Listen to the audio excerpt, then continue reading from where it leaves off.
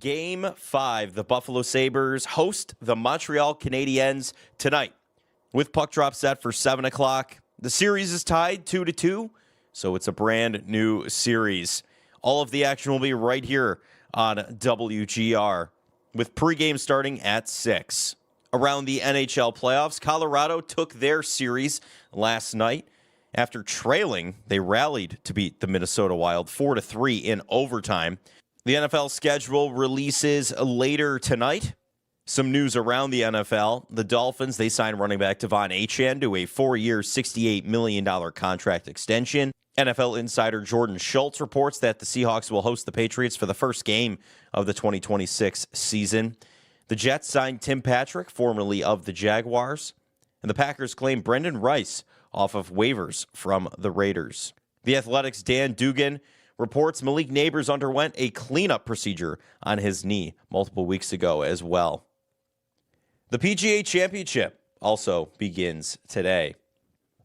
You can catch every take, every reaction, and every big Buffalo sports moment live now on YouTube with Jeremy and Joe in the morning and Show Up the Bulldog every afternoon. Watch your favorite WGR hosts anytime, anywhere, live on air, live on YouTube. Brought to you by Belknap Heating and Cooling. For more comfort and less ka-ching, give Belknap a ring. That's your Paddock Chevrolet Sports Update. Paddock Chevrolet with you for the extra mile since 1935. I'm Joe Cali for Western New York's Voice of the Fan, WGR.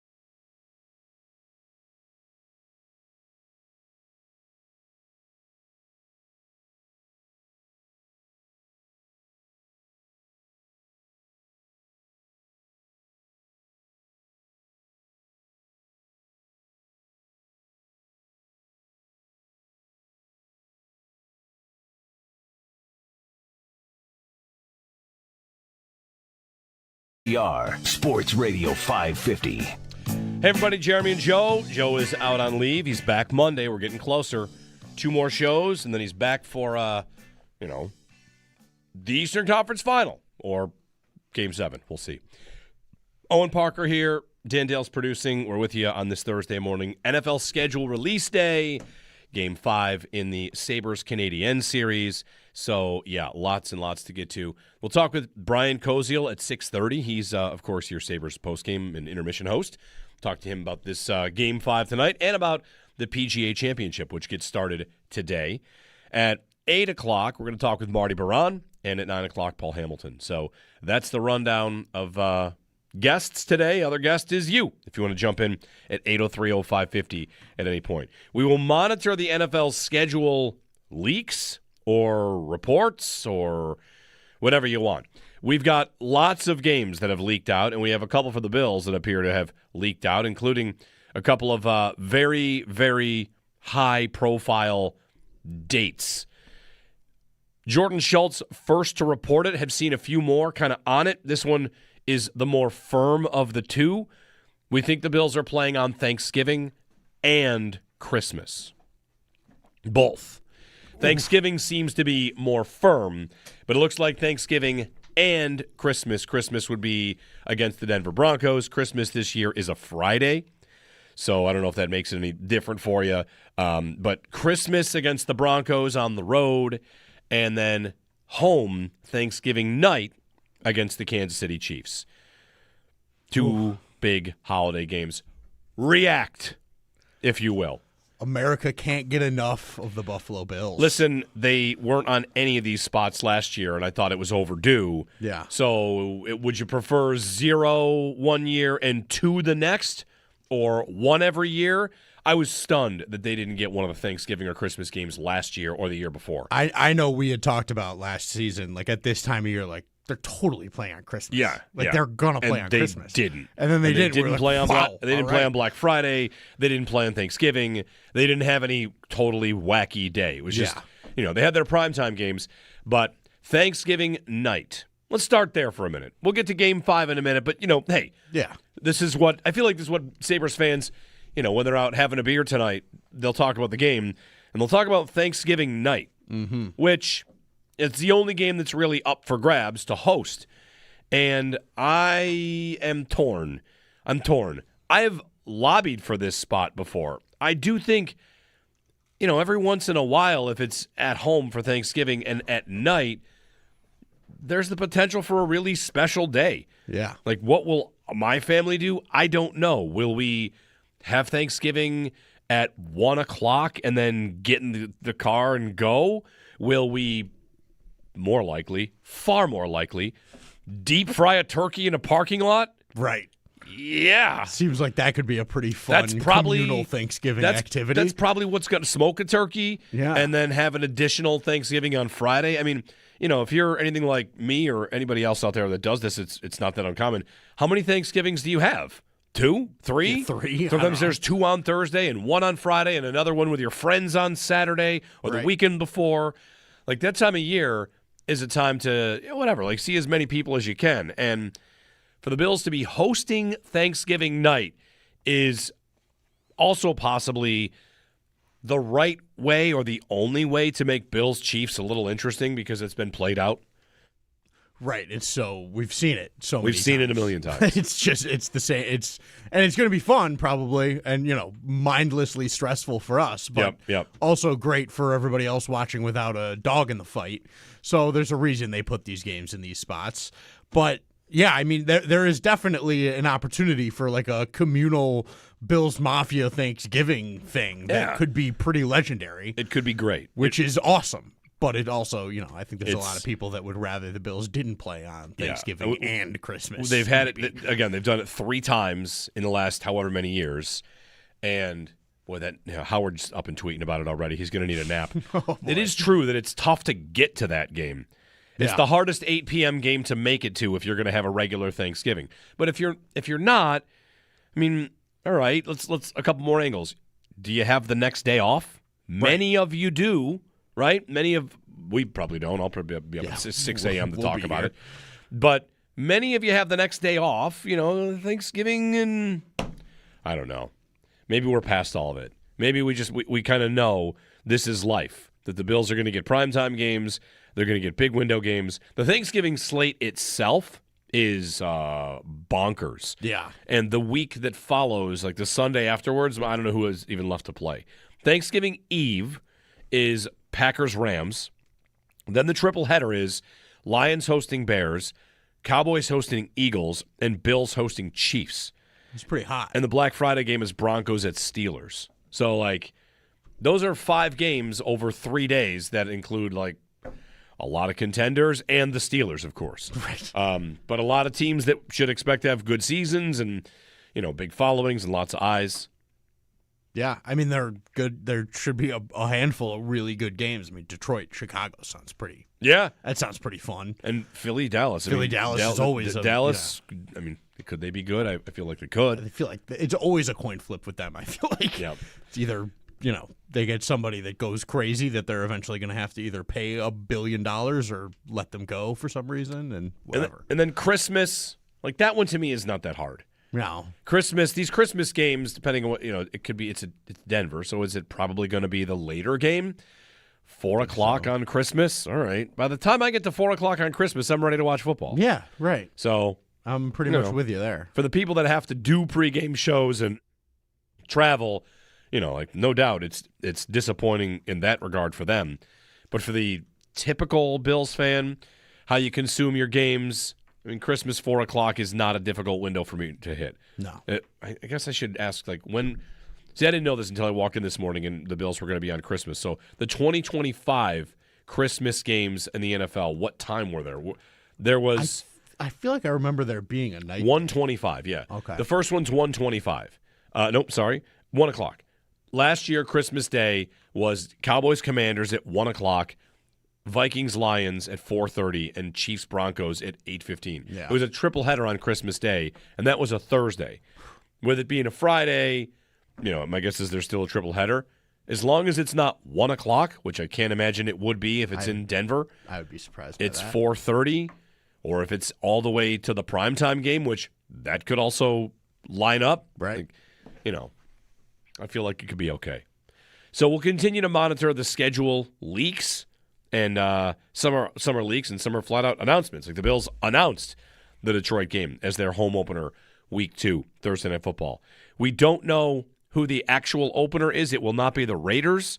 The Raiders are going to play the Dolphins. Like, if you want to weave together the tapestry of who it could be, I saw this from, I believe it was Ryan Talbot. Let me pull up Ryan's Twitter account to make sure it's him that has this. He is generally awesome with, just, ears, eyes everywhere and doing the math. And I'm pretty sure the Bills' 3 opponents that could exist for the opener are Vikings, Packers, and I forget the third one, Vikings, Packers, and whatever. Those are 2 of the 3. I'll find the third one for you. And I don't think it'll be the Packers. Texans. Vikings, Packers, Texans. Those are your 3 potential week 1 matchups because the Jets are out. The Patriots are out. They're playing the Seahawks. The Broncos are on Monday Night Football. The Rams are going to be international. The opener will be at Green Bay, at Minnesota, or at Houston. And I think you can I think you take Green Bay right out of there. They're not going to put the Bills and Packers on opening night or opening day. I think that'll be something that's reserved for a Sunday night matchup in a time of year where you might get some snow on the ground. That would be my guess. So are you at the Vikings or at the Texans to open the season? We will find out by 8 p.m. tonight, if not sooner, because, a lot of leaks, a lot of announcements, a lot more to come. 803-0550 and 1-888-550-2550 if you want to jump in on the schedule and the Sabres. We're here to have you both. How's everyone's vibe for tonight? Good. I feel as good as I have at any point in the series. Yeah, I think that's probably right. Maybe after game 1, I felt a little better. Yeah, I wouldn't say there's any science behind it, but I feel as good as I have at any point in the series. Is it because we had a game where it wasn't stupid and one-sided, and they even still they survived what could have made it one-sided? It's probably because they showed an ability to face that big giant demon Bell Center and just handle it. Yep. And whether that's pressure at home or pressure in Game 5, we wondered how they would handle these big moments. And I saw a comment, maybe it was Tage who made it, and I did not agree with this comment, but whatever, he said it, so it's his. That they played with their backs against the wall the entire year, and I thought I don't think that's true. February, March, you guys were definitely cruising on the front foot. Yeah. And everything was going great. Right. But whatever. There's that mentality that you can kind of carry through. If he's got that mentality because they were in last place Fine. and they never ditched that, then that's great. And, for them to be tonight at home and ready to turn the series, they've lost a lot of home games. I mean, 2 in the first round and 1 in this round. So, there won't be any sort of, I can't imagine there'll be any sort of looking past it or not coming to play. I think you might get the first 10 minutes you had in Montreal from them here tonight. You might get that from Montreal as well. I agreed with something that Mike Shope said yesterday, which is the series has dialed up a notch. Yes. Game 4 did that. Game 4 dialed things up a big, big notch. And tonight's Game 5, I expect intensity. I expect stress for all of us involved. I agree. I said before Game 4, we have not had this series be, come as billed yet. And I think Game 4 was that, and I think now it's all right, it has arrived. Yeah. And now I think tonight it's going to be, a couple of heavyweights dealing counter punches, and it's going to be a time. I think that they needed, both teams, needed to find the sort of, find the hate a little bit, because I think they both came out of series, especially Montreal with Tampa, where it was so intense that the first couple games can be a little bit of all right, I don't have all these feelings and emotions about these guys. Yeah. I think now that is gone. I think now you've got like the diving stuff and Malenstein and Dobesh swinging his stick around and like, all right, now you've got some stuff to play for and like some anger in you about this team. Yeah. Did Malenstein basically start the series? I think maybe. It's a little bit of that, right? Yeah. They're still talking about that in Montreal, how they're mad about that. Sure. And, like, did he start the series? He might have. Accusing your opponent of diving, in so many words. Yes. Good way to start the series. That'll do it. That'll get things going. Yeah. In fact, like, one thing I'd love to know, what we could put on the bet board, we don't have to actually bet this, but will there be an embellishment call tonight? Oh, I would bet. Yes. I would love. They won't. You can't get this in any of the books. I'd like to put $10 on. There will be a trip and embellishment. Yes, where they get both of them, right. Because maybe the officials are seeing. Yes, there have been some embellishments in this series, and I'd like to send that message without giving a power play. Right. So we'll try it one time where both of you are going to go. Exactly. And when we will of course say, well, if it was a trip, how could you possibly embellish? But whatever. Yes, of course. I anticipate a hook and an embellishment, and in sportsmanlike. I think a holding of the stick. Something. Maybe. Something. Yeah. We will get one of those where the person trying to draw the penalty is going to the box. I anticipate that fully tonight. Who's most likely to be that guy on? For Montreal? Yeah, I mean, Montreal. Karma says it should be Caden Goalie. Right. Right? Like, of course, that guy was doing that all over the place. Yeah. Could be Slavkovsky. Could be. Could be, I don't know. We'll find out. Yeah. Sabres-wise, I could see Benson making that play. Just Getting called for embellishment? yeah, like you guys want to play the game? I'll play the game, and then he ends up getting nailed for it because that's just. I think refs would look to him for that kind of thing. Yeah. So I was just thinking about that this morning. Of like, I'm scared he's gonna like get slashed and drop something, and somebody's gonna be upset about it. We'll see if there's any lineup changes tonight. Yeah. I don't think there will be. I kind of doubt it. I think. Yeah, I doubt it. I don't think anything changes other than maybe we talked about goalie. No, maybe they go to the alternating goalie thing. Which is, of course, is a big lineup change. Yes, of course. I think I want to predict it will be Lion. I think it's going to be really interesting. I want to predict it's Lion. I have felt like I said this yesterday too. Like I have had thoughts on what I think they should do and what they will do, and they have often been different.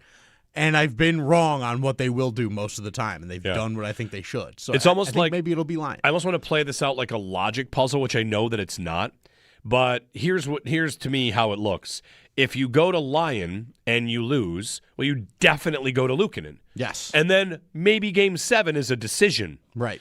If you stick with Luukkonen and he wins, now what do I do? Now I'm at 3 in a row on every other day, and if the idea, what I'm getting at from this rotation has been rest, well, now I'm just not going to be getting that. I really wonder if the Sabres know. I would imagine they do. That stat that Brian Mazurowski had yesterday, which is every single goalie that has won a game has had 2 days to prepare for the game. In these playoffs, that's what they've got. And you might look at that and think, all right, that means you can rotate. We can keep doing it. When Lindy with us on Tuesday talked about this decision, we didn't ask him, are you going to change in goal? But he talked about no, actually we did. We asked about the idea of pulling, and did you think about it and how the goalies have worked for you? And he said, yes, I thought about it. Yes, he did. And he said, the rotation has done such good things for us all year. Yeah. So he went to the rotation again, and it did another good thing for them. And it just wouldn't shock me at all. I think I want to predict it'll be Luukkonen. I'm sorry, Lion. It'll be Lion. Yeah. I think. Is it on TNT or ESPN? Oh, good because question. maybe the Sabres should just troll ESPN and give them the Luukkonen games. Yes. So they have to learn how to say his name. That would be smart of them.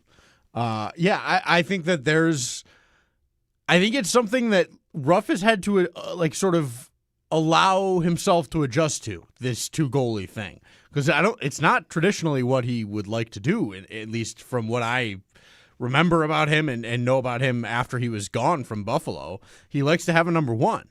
And I think it's another example of him being an adaptable head coach and that's really important. So that might even push me further to all right, maybe he'll go right back to Lion because he knows that this duo thing has worked for these guys. And I think the way he talked about it, Paul said yesterday with us, it seemed like he was itching to go back to it. and Lyon just played too well. Yeah. And maybe now it's like, all right, I'm going to do it. I'm going to do the thing I think will help. And I'd be very curious to see how that goes tonight. The other thing is that Luukkonen's have been very good at home this year.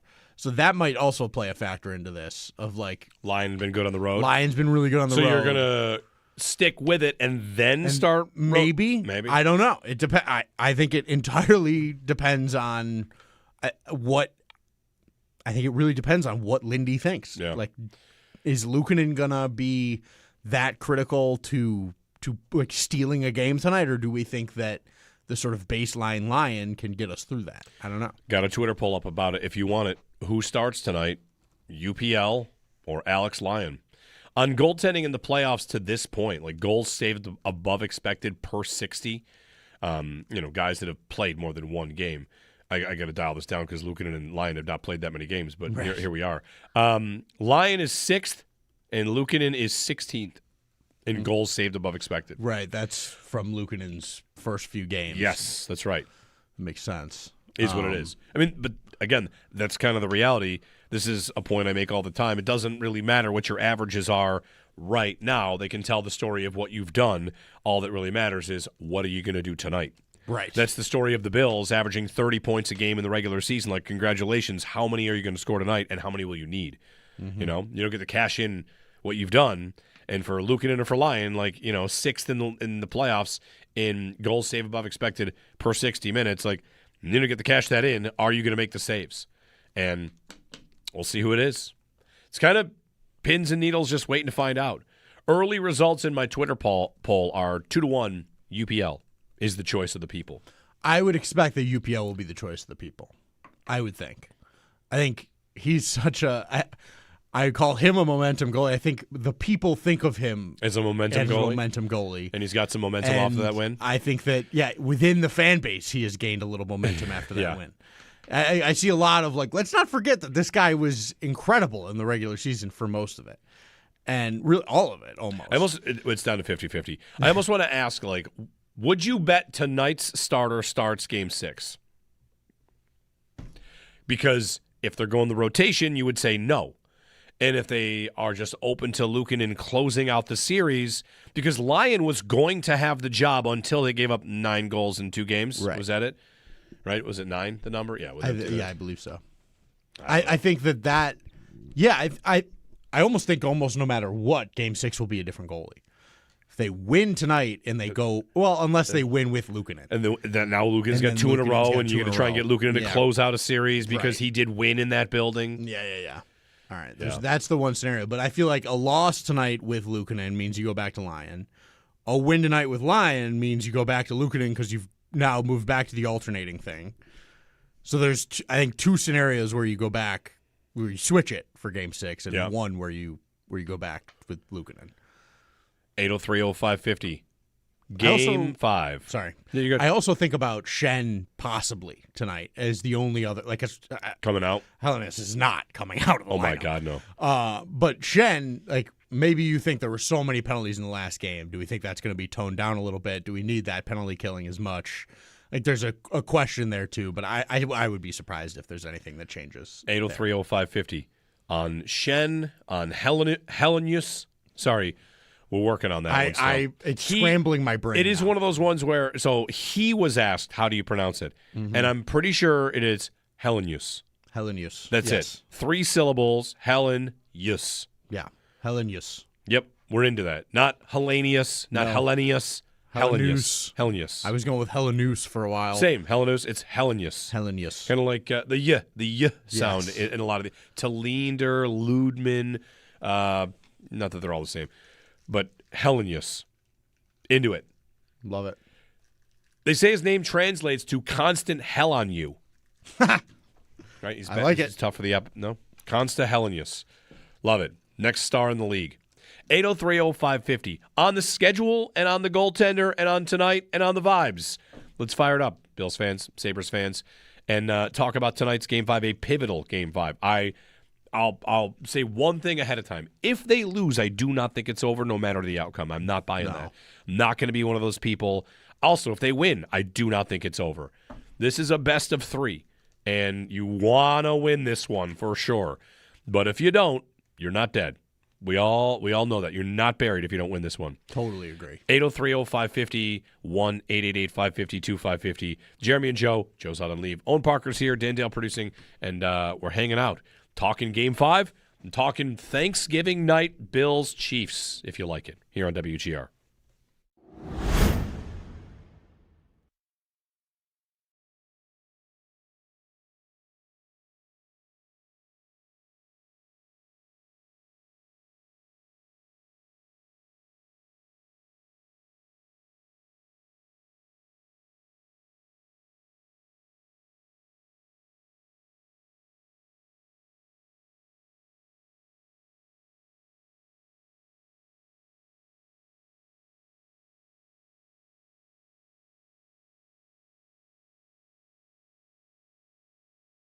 We will monitor the NFL schedule leaks or reports or whatever you want.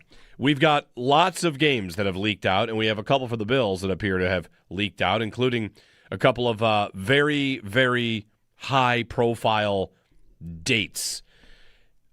Jordan Schultz, first to report it, have seen a few more kind of on it. This one is the more firm of the two. We think the Bills are playing on Thanksgiving and Christmas. Both.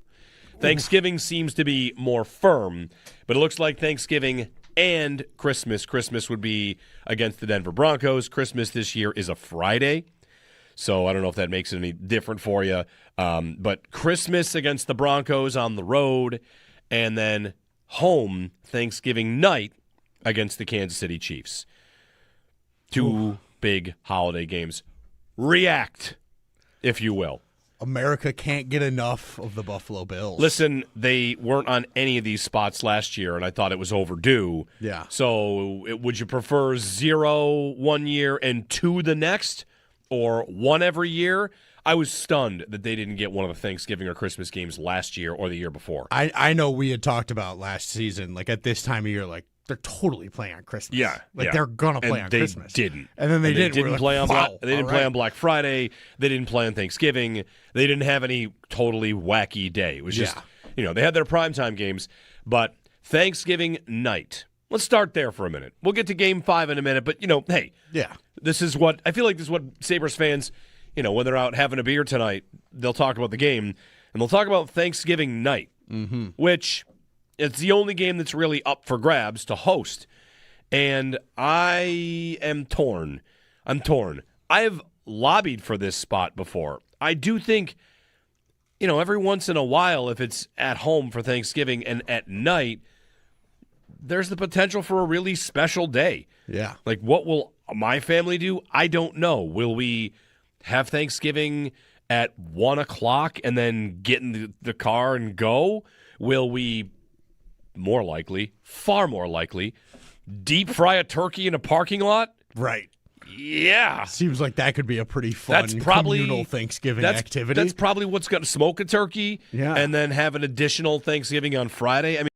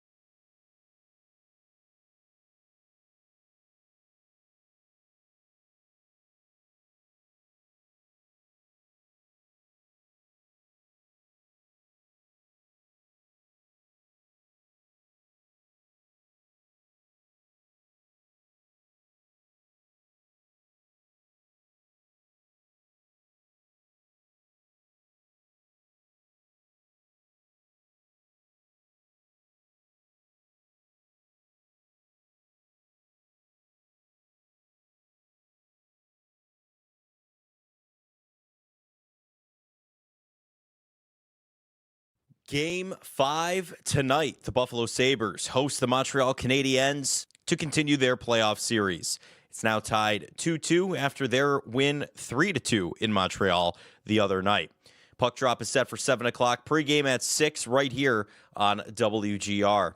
Looking around the NHL playoffs, Colorado ends up closing out their series with a 4-3 win over Minnesota in overtime. They won their series in 5 games. Looking around the NFL, the schedule drops later tonight. We have been getting some nuggets, though, throughout the week. NFL insider Jordan Schultz reports the Seahawks will host the Patriots for the first game of the season. ESPN's Adam Schefter reports that the Rams will face the Packers the day before Thanksgiving. The Eagles will face the Jaguars in London on October 11th. The Patriots will face the Lions in Munich, Germany on November 15th. In other news around the league, the Dolphins, they signed running back Devon Achane to a 4-year, $68 million contract extension. Also, the PGA Championship underway as we speak. Catch every take, every reaction, and every big Buffalo sports moment live now on YouTube with Jeremy and Joe in the morning and Shope of the Bulldog every afternoon. Watch your favorite WGR hosts anytime, anywhere, live on air, live on YouTube. Brought to you by Belknap Heating and Cooling. For more comfort and less ka-ching, give Belknap a ring. That's your Paddock Chevrolet Sports Headlines. Paddock Chevrolet, with you for the extra mile since 1935. I'm Joe Cali for Western New York's Voice of the Fan, WGR.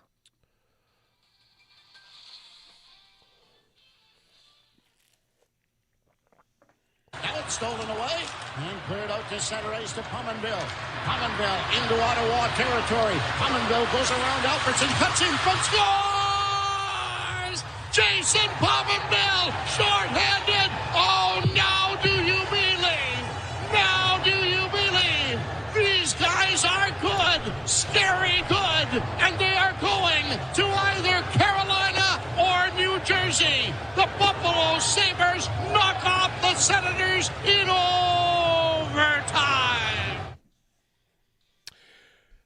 The great Rick Jenneret on the call. The Sabres already announced the drum banger for Game 5, at least unofficially. They said he was scary good, and they showed a clip of that goal, so it looks like Jason Pominville will bang the drum at KeyBank Center, and of course, everyone knows he was on Owen's roster, so Owen is on the board.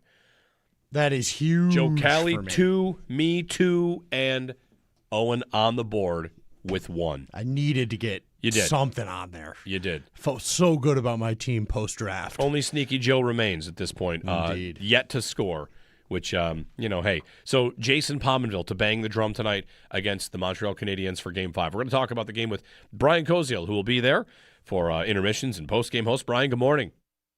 Gentlemen, good morning. I like the choice of Pominville. Always a fan favorite. Yeah. And some playoff clutch moments for him as you just played. Yeah. And, Brian, like this cadence of late nights, early mornings, I'm sure you're feeling it as well, of course. Like where it's back and forth. And here we are for Game 5. And the big question is, what will Lindt Ruff do in net? What do you think he will do? What do you think he should do in goal? Well, I know you guys were talking about it yesterday about the rotation and the fact that when a Sabre goalie's had, more than 1 day rest, they've come back and won, but if not, they've lost. The rotation works so great during the season, so why not roll with it through here? I'm okay with going back to Alex Lyon tonight. I still think numbers-wise he's the better goaltender to go in the nets, but it's tough. I mean, you've just come off a win. For the same reasons, we're going to sit here and say that there's no way Konsta Helenius can come out of the lineup because he played great. Well, you probably could say the exact same thing about the goaltender. Ukko-Pekka Luukkonen was the number 1 star in the game and played outstanding as the game went on. Really good in the third. Some great stops when Montreal was on the power play. I think he'll go with Luukkonen. If it was my decision, I'd go Lyon, and I'd set it up to go right back to the rotation. Yeah. I'd go Lyon Game 5, Luukkonen Game 6, Lyon Game 7.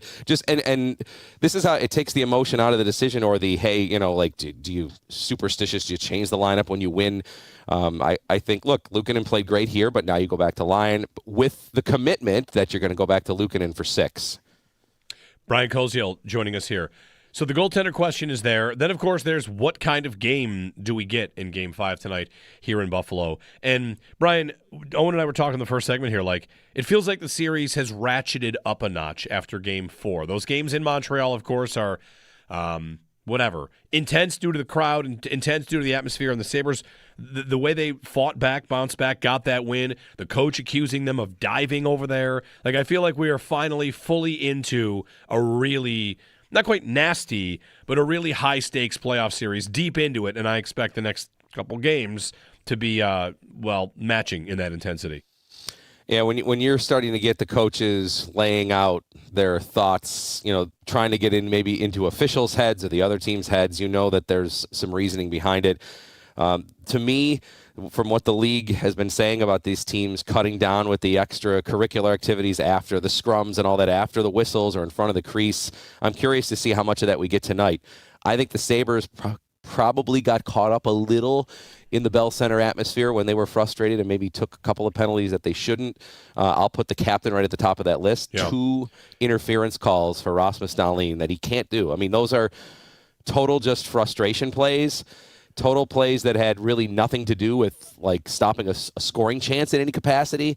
He can't do that. And obviously, Lindt Ruff talked about failing the discipline test. Their sticks were all over the place. They probably could have gotten called for a couple more. Now, Canadians were too. But to me, if Buffalo tonight can come out and play a good game and win, I think a big piece of it will be their discipline. If you look at what they did in the third, they reined that in. They didn't get involved in any of the other stuff going involved. They took no penalties. Look at the clincher in Boston when they played so well. All 3 periods, no penalties the entire game. So for me, I feel like that's a key spot for the Sabres tonight. Now you're not in this hostile atmosphere of the Bell Center. They're not going to be an annoying crowd getting on you when things aren't going well, which I understand why that can be frustrating as a player. You're out there as an emotional young 20-some player here.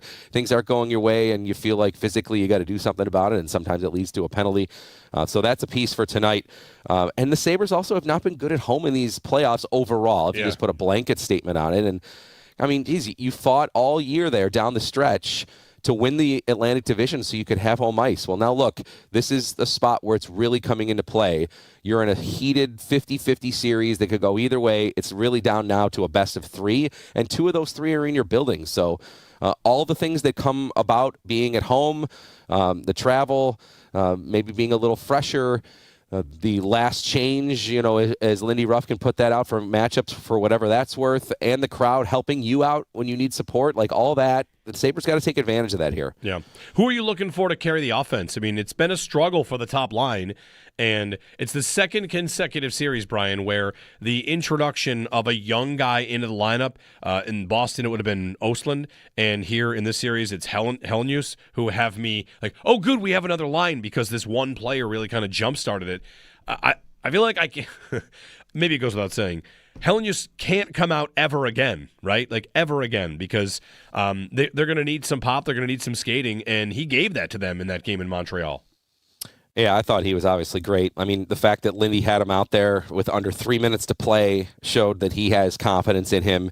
When Östlund comes in, he has a performance. I mean, is Yuri Kulich going to somehow be available for maybe a game here at some point, which could provide another pop? I mean, think about just a side note, those 3 players, Hellenius, Östlund, and Kulich, and then, if you start to think about the offseason of like, hey, those 3 players could all be like regular guys all the time here. And then, of course, that even springs into, well, then does Alex Tuch needed to be re-signed because you have those 3? Well, in my sense, there's a lot of symbolic reasons that you'd want to re-sign Tuch. But anyway, that's a conversation for another time. But even to look forward, like those 3 could all be involved regularly next year.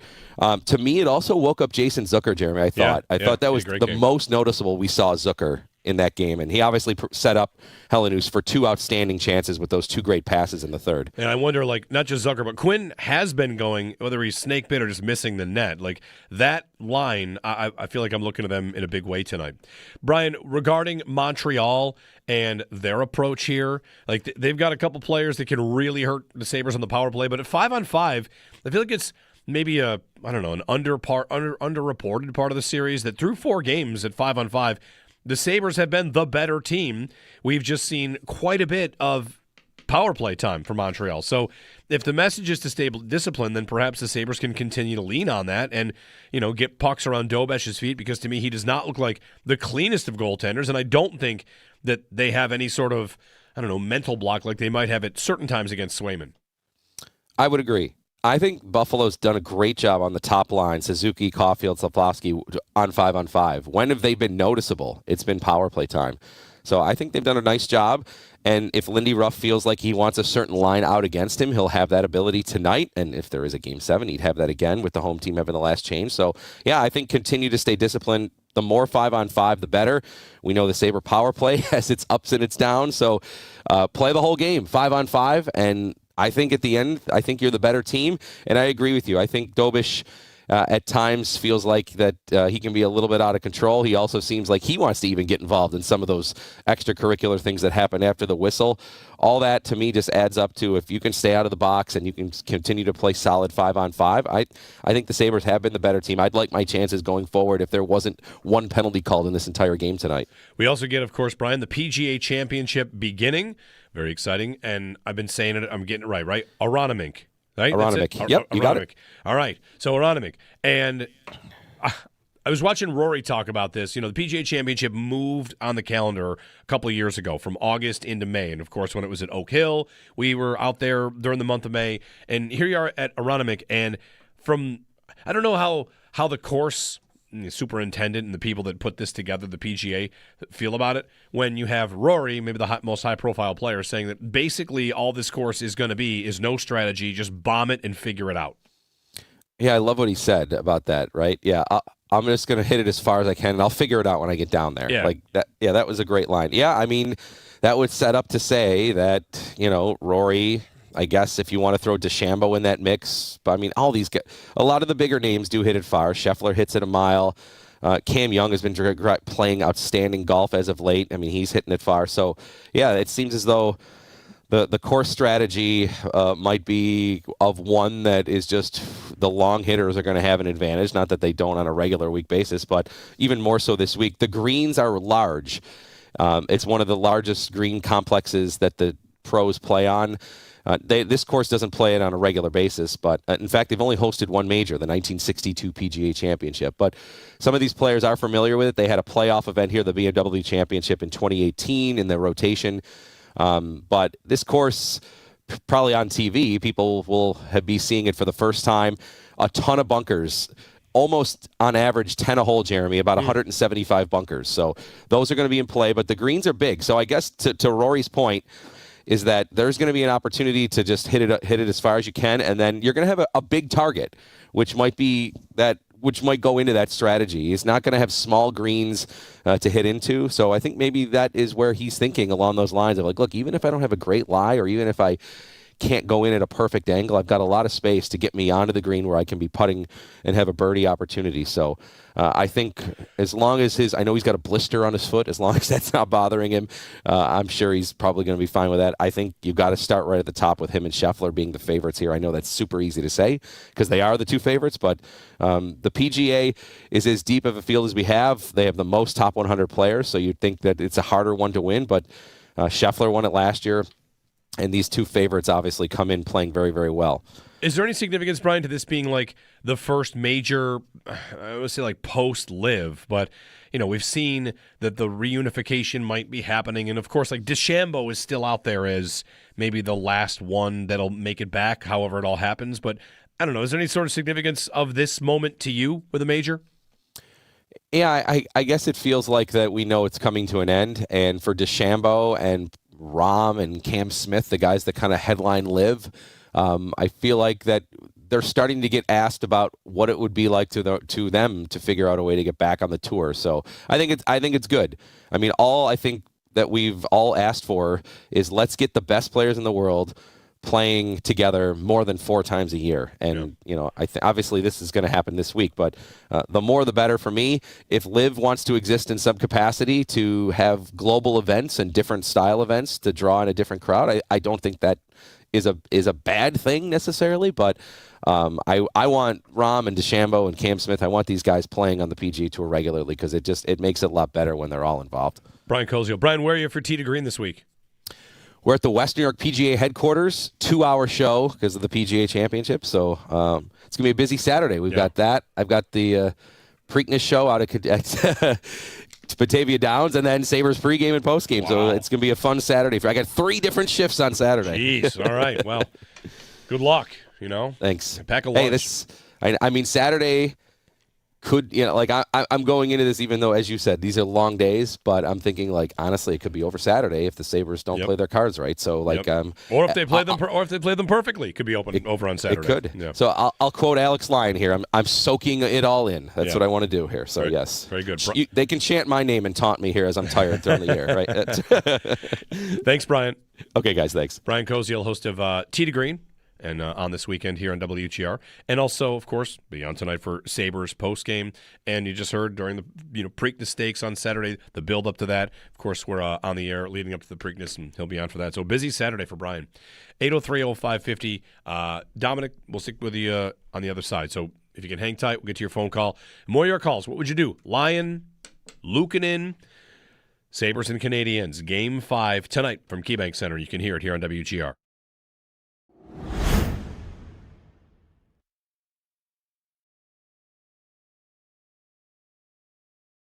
We will monitor the NFL schedule leaks or reports or whatever you want. We've got lots of games that have leaked out, and we have a couple of the Bills that appear to have leaked out, including a couple of very, very high-profile dates. Jordan Schultz, first to report it, have seen a few more kind of on it. This one is the more firm of the two. We think the Bills are playing on Thanksgiving and Christmas. Both. Thanksgiving seems to be more firm, but it looks like Thanksgiving and Christmas. Christmas would be against the Denver Broncos. Christmas this year is a Friday, so I don't know if that makes it any different for you. But Christmas against the Broncos on the road, and then home Thanksgiving night against the Kansas City Chiefs. Two big holiday games. React, if you will. America can't get enough of the Buffalo Bills. Listen, they weren't on any of these spots last year, and I thought it was overdue. Yeah. So would you prefer 0 one year and 2 the next, or 1 every year?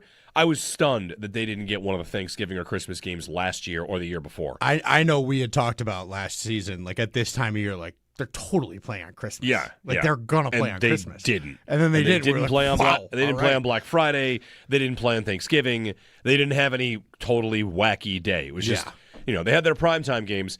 But Thanksgiving night, let's start there for a minute. We'll get to Game 5 in a minute. But, hey. Yeah. This is what Sabres fans, when they're out having a beer tonight, they'll talk about the game. And they'll talk about Thanksgiving night, which – it's the only game that's really up for grabs to host. And I am torn. I'm torn. I have lobbied for this spot before. I do think, every once in a while, if it's at home for Thanksgiving and at night, there's the potential for a really special day. Yeah. What will my family do? I don't know. Will we have Thanksgiving at 1 o'clock and then get in the car and go? Will we... far more likely, deep fry a turkey in a parking lot? Right.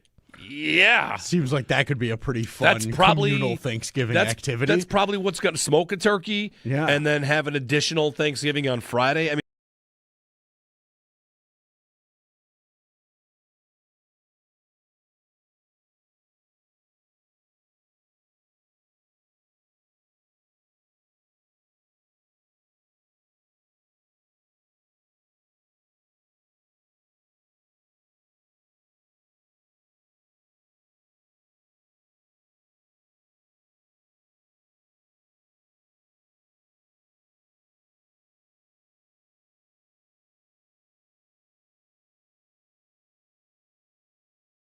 so, there won't be any sort of, I can't imagine there'll be any sort of looking past it or not coming to play. I think you might get the first 10 minutes you had in Montreal from them here tonight. You might get that from Montreal as well. I agreed with something that Mike Shope said yesterday, which is the series has dialed up a notch. Yes. Game 4 did that. Game 4 dialed things up a big notch.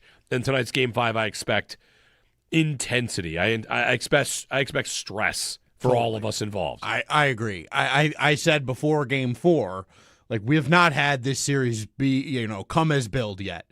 And I think Game 4 was that, and I think now it's like, all right, it has arrived. Yeah. And now I think tonight it's going to be, a couple of heavyweights dealing counter punches, and, like, it's going to be a time.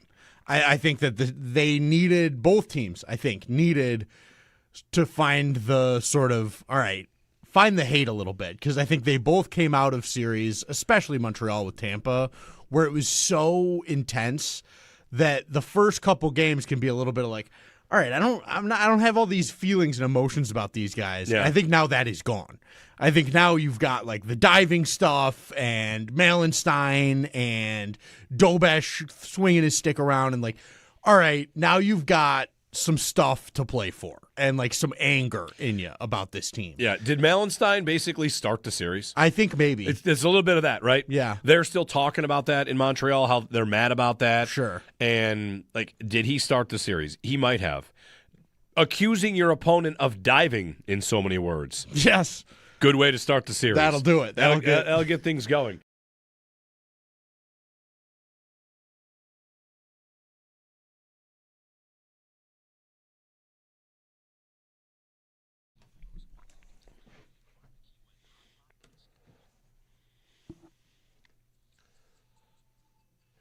Hey, everybody. Happy Thursday.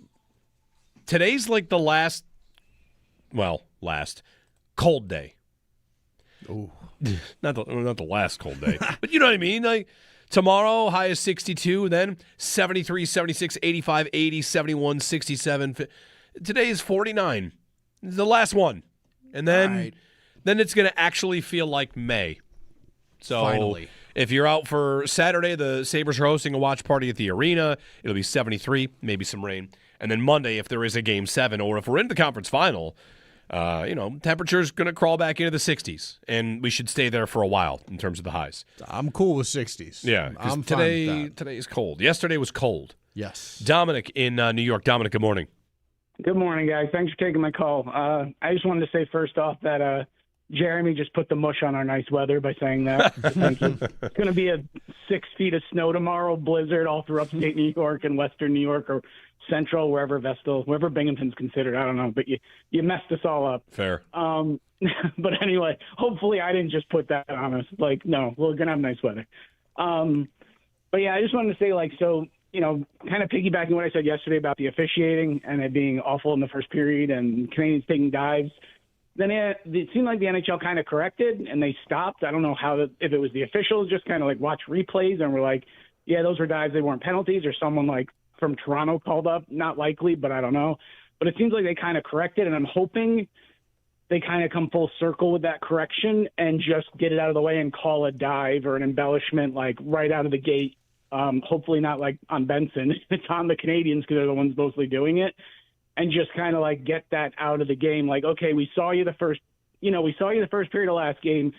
We stopped calling the penalties that you guys were diving, and now we're just going to like put the kibosh on it and call an embellishment and just be like, just stop and let people play, because it's not good for the sport, especially because it's playoffs, so it's nationally broadcast. Like, if I was not a hockey fan and I put that first period on, I don't think I'd ever watch hockey again, because I'd be like, what is it? What is it, soccer? Like, it's just people diving all over the ice, and like, I don't even know what I'm watching if I was just randomly watching hockey for the first time or don't normally watch.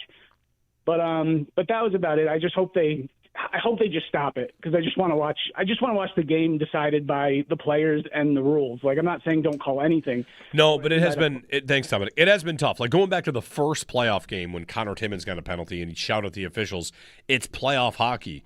No one can kind of figure out what the level of officiating should get to. We thought for forever it's like, oh, they'll never call a penalty in a moment like this. And then it's like, actually, they're calling too many now. And everything's soft now. So, finding a balance where you feel like you knew what you could count on would be nice. 803-0550 to join us, 1-888-552-550. Jeremy and Joe, wide open for you when we get back. Paul Hamilton at 9, Marty Biron at 8 on tonight's Game 5 here on WGR.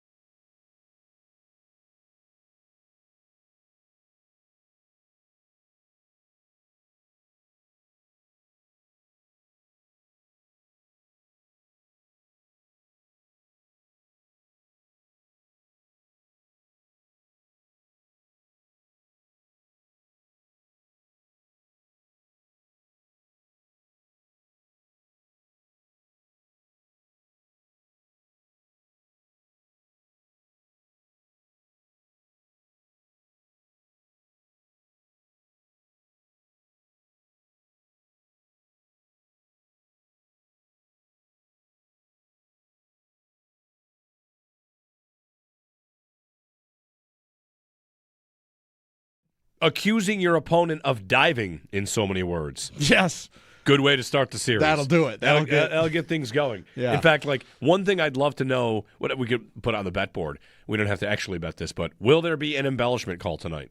Oh, I would bet. Yes. I would love. They won't. You can't get this in any of the books. I'd like to put $10 on. There will be a trip and embellishment. Yes. Where they get both of them. Right. Because maybe the officials are seeing, yes, there have been some embellishments in this series, and I'd like to send that message without giving a power play. Right. So we'll try it one time where both of you are going to go. Exactly. And when we will, of course, say, well, if it was a trip, how could you possibly embellish? But whatever. Yes, of course. I anticipate a hook and an embellishment, and in sportsmanlike. I think a holding of the stick. Something. Maybe. Something. Yeah. We will get one of those where the person trying to draw the penalty is going to the box. I anticipate that fully tonight.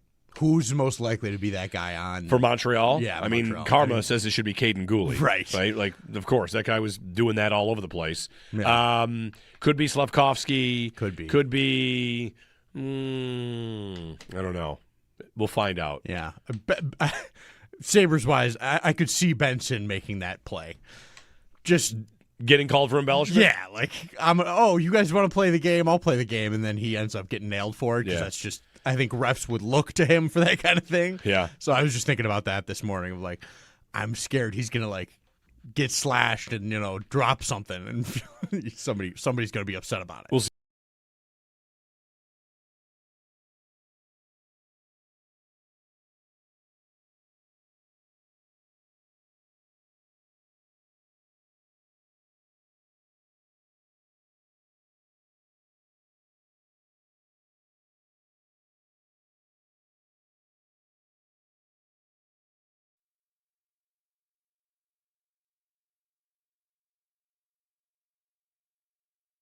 Who's ready for Game 5? The Buffalo Sabres host the Montreal Canadiens to continue their playoff series. It's currently tied 2-2 after their 3-2 win in Montreal the other night.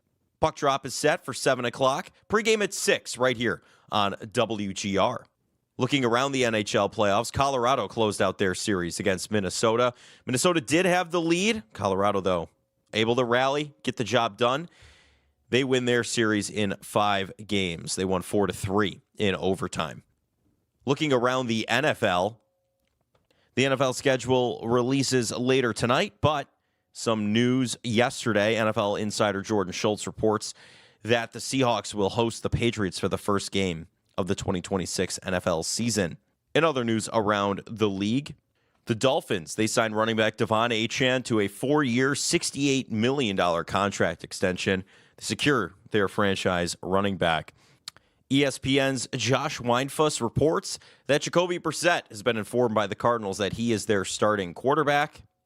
In The Athletic, Sam Warren believes Michael Mayer could be more of a pass-catching threat under new head coach Clint Kubiak for the Raiders. Also, the PGA Championship underway as we speak. Catch every take, every reaction, and every big Buffalo sports moment live now on YouTube with Jeremy and Joe in the morning and Shope and the Bulldog every afternoon. Watch your favorite WGR hosts anytime, anywhere, live on air, live on YouTube. Brought to you by Belknap Heating and Cooling. For more comfort and less ka-ching, give Belknap a ring. That's your Paddock Chevrolet Sports Update. Paddock Chevrolet, with you for the extra mile since 1935. I'm Joe Cali for Western New York's Voice of the Fan, WGR.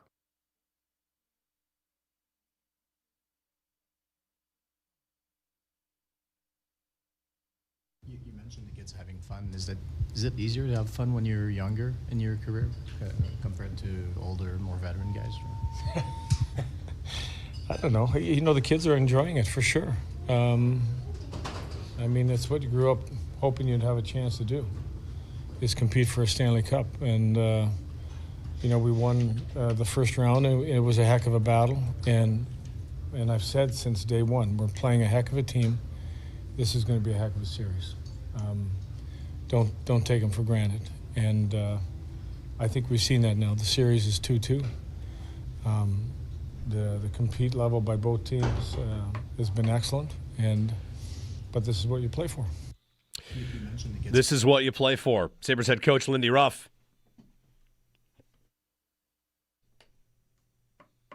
It is Thursday. Game 5 will be tonight at KeyBank Center, and we'll see what it brings. 803-0550. It's also NFL schedule release day. Jeremy and Joe, good morning. Owen Parker here. We got Dan Dale producing, and we're hanging out with you. The PGA Championship's underway, and one of the hottest golfers on tour right now, Alex Fitzpatrick, is 1 under through 1. What a surprise. He's like red hot. Yeah, and that's a cool story. Him and his brother got him his tour card, and since then he's been like his lights out. Just winning everything. Good start for him. So we'll keep you updated on the PGA Championship, and we'll talk, of course, Bills schedule and Sabres schedule. We've got some rumblings on a Bills schedule. But the only schedule I care about is the Eastern Conference Final. Yes. Bring it on. Is it the I know it's Stanley Cup Final. Is it also the Eastern Conference Final? Eastern Conference Final. Yeah. Not finals? ECF. Not finals? It might be finals. Saying like in the Stanley Cup Final, people really get upset and they want to point out that that's a final. And there are the conference finals, but if you're referring to one of them, I believe that also should be singular. Right. It's the Eastern Conference Final. Anyway.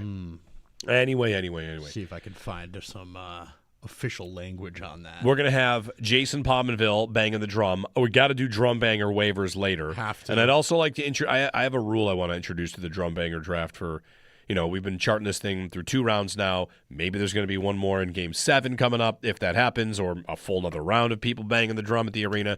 But it's Jason Pominville tonight. And who would you go with? Lyon, Luukkonen? Any other lineup change you want in there, you can give us a ring at 803-0550. The Twitter poll I have up about who would you go with, Lyon or Luukkonen, it is currently 60-40 UPL. So yep. I should have put Lyon, Luukkonen, or the rotation, because the rotation doesn't care who you are. You're not picking a player, you're picking who didn't play. Right. You know what I mean? Yeah. Like, it's who would you start? Oh, if it's a one-game thing, I might have an opinion on which guy I feel better about. But the thing I feel best about is, you're the head coach of the team, Lindt Ruff, the thing he might feel the best about is the rotation. It worked for them for months. It has worked when they have used it in these playoffs. So maybe he decides it's just time to do that. I wonder if he felt like Game 2 against Boston was a mistake. Right. That if you go back to that and Lyon starts Game 2 against Boston, do you have a different fate? I don't know. I mean, they didn't play very well against Boston in Game 2 to begin with, but right.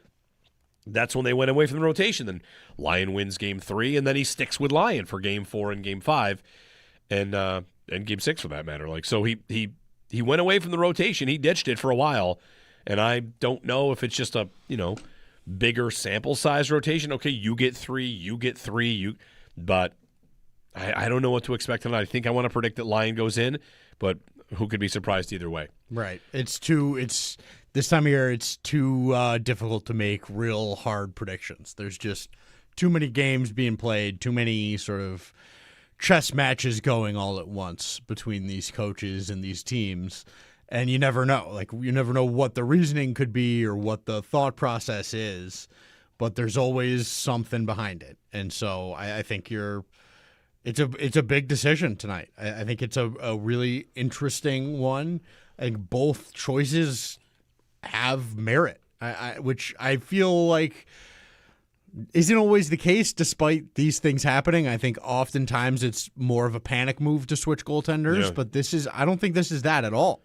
Clearly. I mean, it's tied 2-2. This is like you're essentially deciding between whether you want to keep trying to force one guy into being the guy, or if you want to like take the risk of we're going to do the unorthodox thing and see if we can't just roll both guys in the playoffs. The one thing about this Lindy has, like whether he's had the right answer every time or that's a coincidence, the coach that walks in and says, like, we're just going to go back to the alternate, we're going to go back and forth. You guys, I know that each guy might want to play every game, especially big moments like this, big games, but there's definitely like a full 3/4 of a season worth of, well, this did really work well for both of us. Right. Even though it might not be what we would choose in our heart of hearts, the results speak for themselves.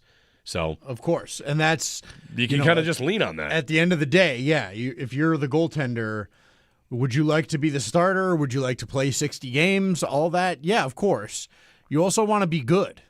And if they're being good in this system that they're playing in, and it's that 50-50 split, then you got to buy into the system.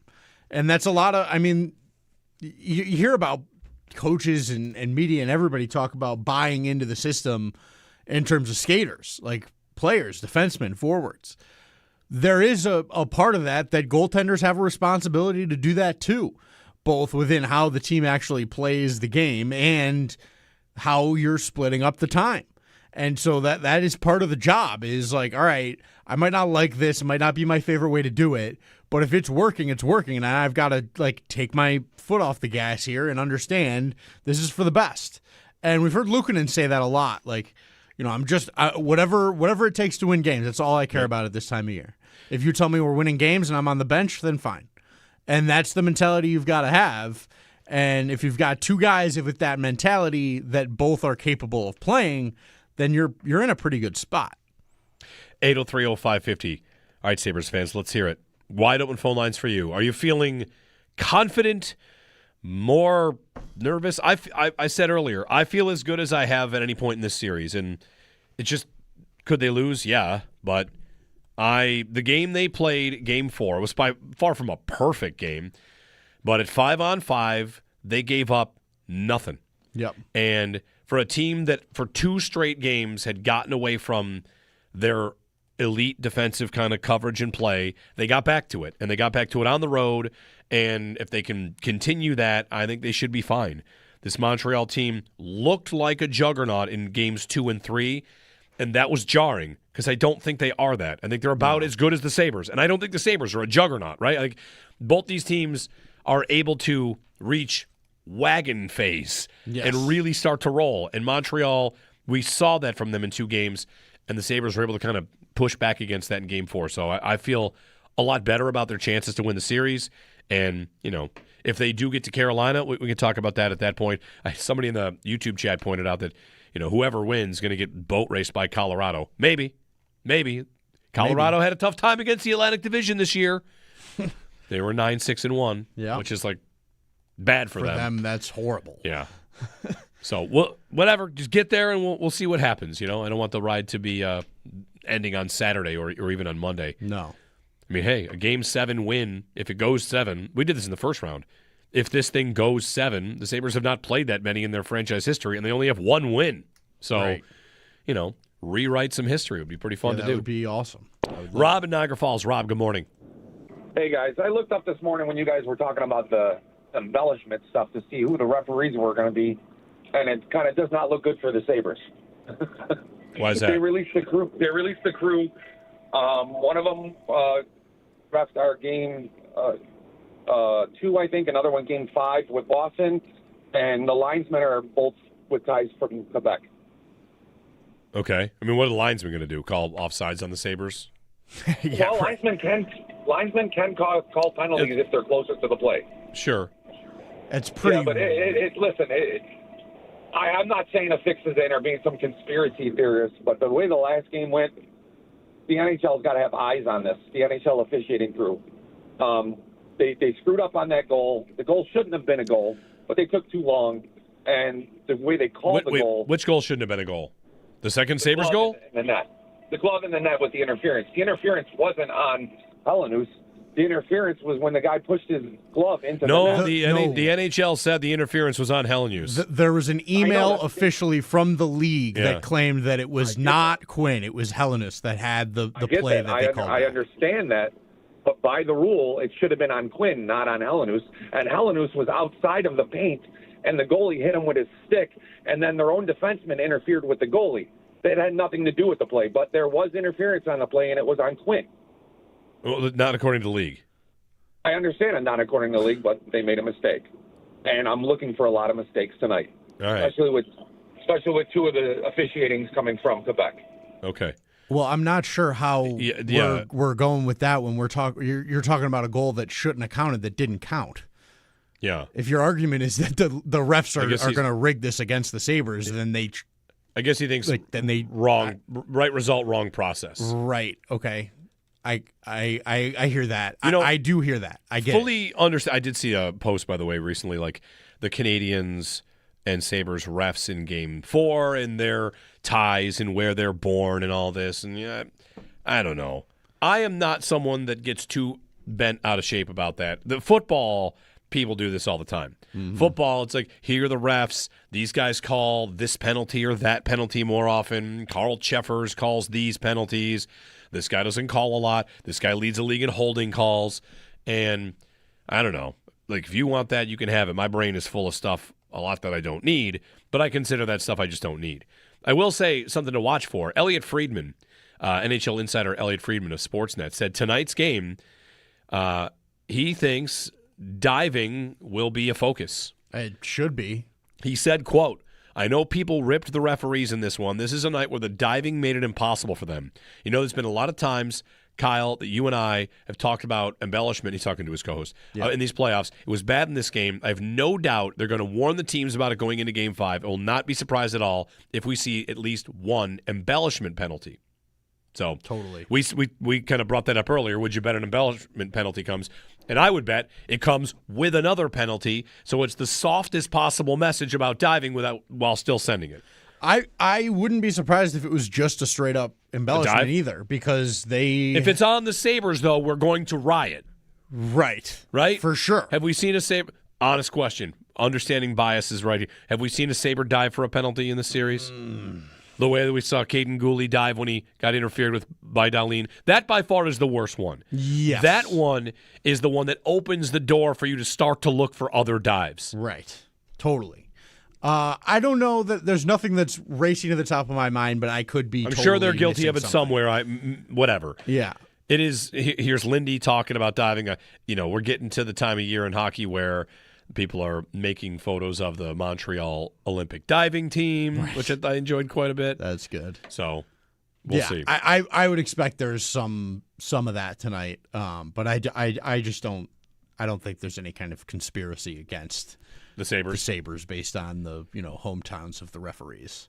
Yeah, I don't think so either. But I understand why a game like Game 4 makes you feel crazy, because it's like what is happening here? There's just all this crazy stuff happening, and I think Friedman's point is right. When you get guys flopping around like that, it makes the ref's job impossible. Because what does he think? He's got to think every time he sees something happen, was that real or is this guy trying to get me? Yeah. And if he's trying to get me, then I'm not calling it. But it's really hard to tell at full speed when you got 220-pound players flying around you to tell whether somebody's trying to get you or not. It's very easy for us to all go back and watch the Caden Goalie, route to Dahlin's foot that he takes. But in real time, that is extremely hard to see. That's just the reality of the job. It is hard. And so you got to give him a little bit of leeway. I don't think that the way it went in Game 4 was like good or anything like that. But it was, you understand it from their perspective. If you've got a bunch of guys trying to act, and you've got to decipher that on top of reffing a game, that's tough. And doesn't it have the same effect? Like, we do this in football all the time, where you might think there was a tough call against the Bills or the Chiefs, and, you get a couple calls. By the time you get to the 11th and 12th and 13th flag, you're thinking, enough, I just don't want you in my game anymore. Right. Just don't call anything at that point, where there's too many penalties called. And Sabres Canadiens was a parade to the penalty box. The third period, it finally ended. There was only one call that was on Montreal. But through two periods, the Sabres had been, dinged for a bunch. Yep. Montreal's 1 for 7 on the power play in 2 periods. 7 power plays in 2 periods, and then a little bit more because they had a double minor. So we'll see. Hopefully it's just a nice clean game out there. That's what I would like. As you give us a ring about the Sabres and the Canadiens, feel free to chime in on the Bills schedule stuff. It seems pretty firm. Bills home Thanksgiving night. Not eve, but night. The third game of the doubleheader, Bills Chiefs at Highmark Stadium. And there are less concrete reports that the Bills will be playing also on Christmas, and that would be at Denver. So home Thanksgiving, road Denver could be happening for the Bills. We'll keep you updated if anything gets confirmed. But the Chiefs Thanksgiving night certainly looks like that is, again, not official, but you've got multiple reports kind of lining that up as the Thanksgiving night game. JD in Hamburg. JD, good morning.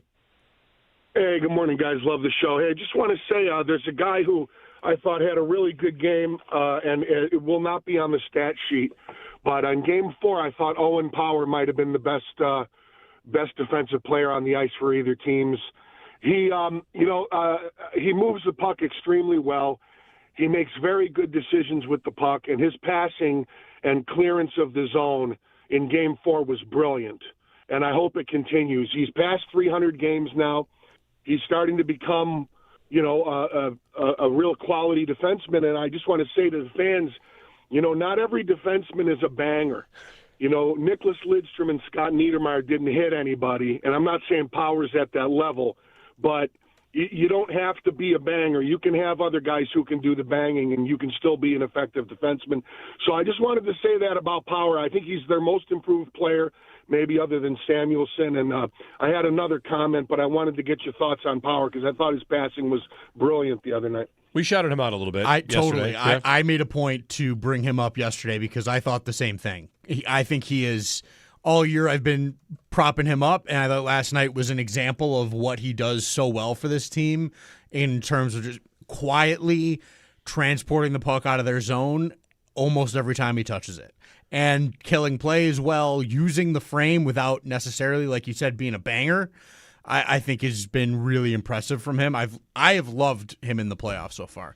He's gotten beat on a couple of low 2-on-1 goals and stuff, but I've really liked what he's brought. This player comp is probably not great, but people love to do their 05-06 and this year's team's comparisons. And as the caller is calling to say he's not going to be that guy, and he can still just be good at things. I'm thinking about Teppo. Teppo Numminen was never a physical defenseman. He was just kind of on this team. Now, he wasn't a number 1 overall pick, but, anyway, moved the puck and could play well and was never considered an elite number 1 defenseman, but just played forever and was good and was a big part of that team. So, I don't know. Some guys you kind of have to accept they are what they are, and once you can kind of do that, you can, get to a good spot about managing your own expectations. Right. Rick in Lancaster. Rick, good morning. Hey, how are you doing, guys? Good. Not to beat the UPL, goalie decision up too much, but I kind of more like a couple questions for you guys. Who do you think has the higher ceiling of the two? Because when UPL was hot at the end of the season, he was hot. I just feel like physically, his ability, he has a higher ceiling. So I'd like to hear your guys' thoughts on that. And then you look around the league, and it doesn't seem like that rest rotation component, like an extra day of rest, really, they weren't taking Swayman out, when there's a clear number 1. It's not even a thought to rotate. So, how much does that rest really mean? So, again, 2-part question. Yeah. Who has the higher ceiling? What does that rest component really mean? Because when you have a guy as a 1-star coming off a hot game, I don't know, I feel like you got to stick with him. Yeah, I mean, Luukkonen clearly, to me, has a much higher ceiling. I would like to dig in on this a little bit. Yeah. What is the higher ceiling that we are actually talking about right now? Because career high ceiling, not relevant. No. What I need is who's more likely to steal a single game or who is least likely. I mean, again, we could talk higher ceilings, but high ceiling in a game, I might even want high floor. I want high ceiling and I want high floor. I'm talking about the playoffs. I'm not talking about who's going to be better for the next 7 years. Mm-hmm. That's got to be Luukkonen. He's younger. Lyon has had a good career. I was kind of like, what would I go to? Which of them had a better goals saved above expected in a single game this year? Who had the highest one? Who had 4 of the 7 highest of the 2? Sure. Just conceptually, really, if I'm thinking about a high ceiling in one game. That is who can take over and, regardless of the situation, steal you the game. But also not floor out. That is to me the always has been the thing with Luukkonen is there is such a wide range between that floor you're talking about and that ceiling that we want to see. And that ceiling is high. He's big, he's fast, he's athletic, he can track the puck. He's really talented. So there is that sort of he could go make a 45 save shutout tonight if he is at his peak of his powers almost no matter what's going on around him. Lyon does not have that ceiling. He's smaller, he plays less aggressive, he's less athletic, and so there are plays that will beat him that Luukkonen could stop. Like that just physically, Lyon doesn't have the capability to do the same things that Luukkonen does. So that's the ceiling that we're talking about. Lyon's ceiling is a little lower than Luukkonen's, maybe even significantly lower if you want to go there. But what I will tell you is that Lyon's floor consistently is much, much higher than Luukkonen's floor is. Luukkonen's floor, when he's down in the basement, is going to give you his last 5. Again, save percentage is not going to be perfect. Sure. Here are Luukkonen's last 5 games from a save percentage standpoint to end the regular season, not playoffs. 935, 800, 850, 938, 850.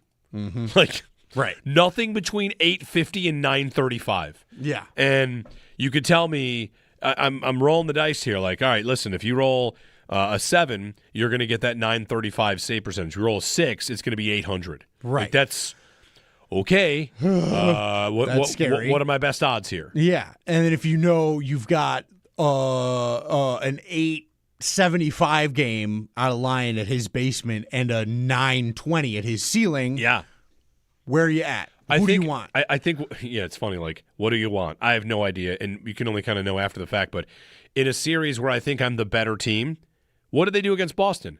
They went with Lyon.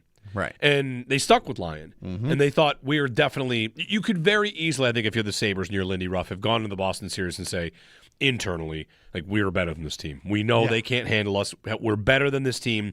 What we need is a floor. And against Montreal, you might feel like we are equals. Right. This is not the same. And they are so high octane that we might need the ceiling on Luukkonen. We might need him to make the 2 saves late on Caulfield. I don't know that Lyon makes those 2 saves late on Caulfield on the one-timers on the penalty kill. But does he make the save on Caulfield on the one that got in? That's exactly what I was going to say. So, but he probably makes the save on Caulfield to end the first period because he doesn't chase the play. And so there is always this give and take sort of balance of, well, how risky do you want to go here? There is an answer, a path you can walk down where you could play the worst game of your season, and Luukkonen might be able to win you that game 1-0. Yep. But you could also play your best, and he could give up 3 stinkers, and you lose 3-2 because Dobesh has a good night, and then you're in trouble, and then you made the wrong choice. No pressure. No. Speaking of analytics, were we talking about analytics? I don't even know if we were. Sure, save percentage and stuff. I have heard potentially, a source tells me maybe, something that has happened at the arena that has led to wins in both home games. They might be digging back into their bag of tricks. That could be happening tonight. Tell you what that is. Maybe run some drum banger waivers. Marty Biron, 8 o'clock. Paul Hamilton at 9. Your call's next as well here on WGR.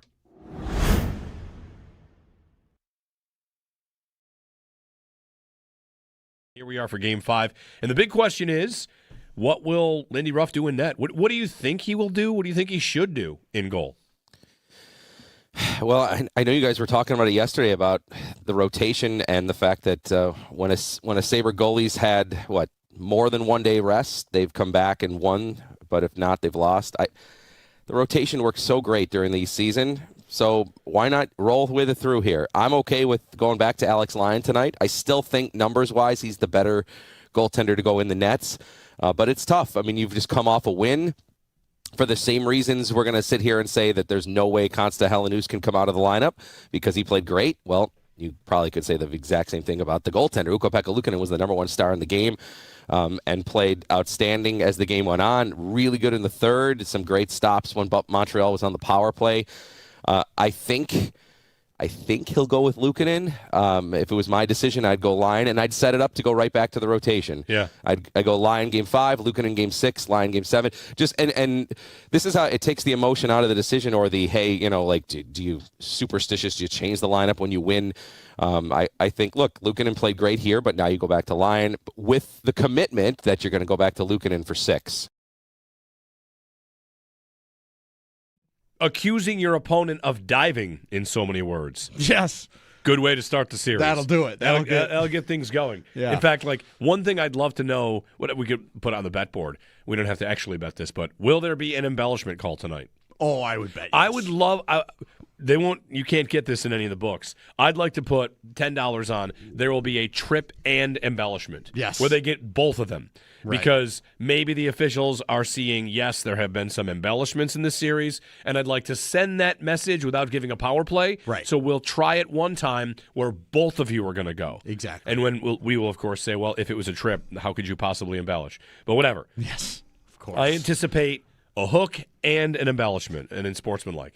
I think a holding of the stick. Something. Maybe. Something. Yeah. We will get one of those where the person trying to draw the penalty is going to the box. I anticipate that fully tonight. Who's most likely to be that guy on? For Montreal? Yeah, I mean, Montreal. karma says it should be Caden Goalie. Right. Right? Like, of course, that guy was doing that all over the place. Yeah.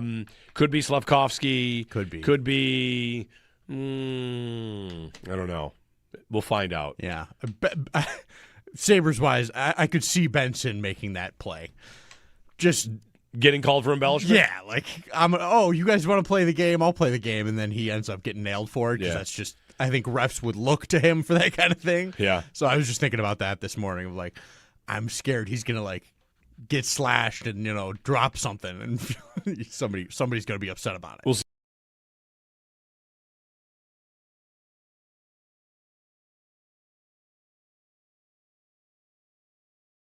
Here we are for Game 5.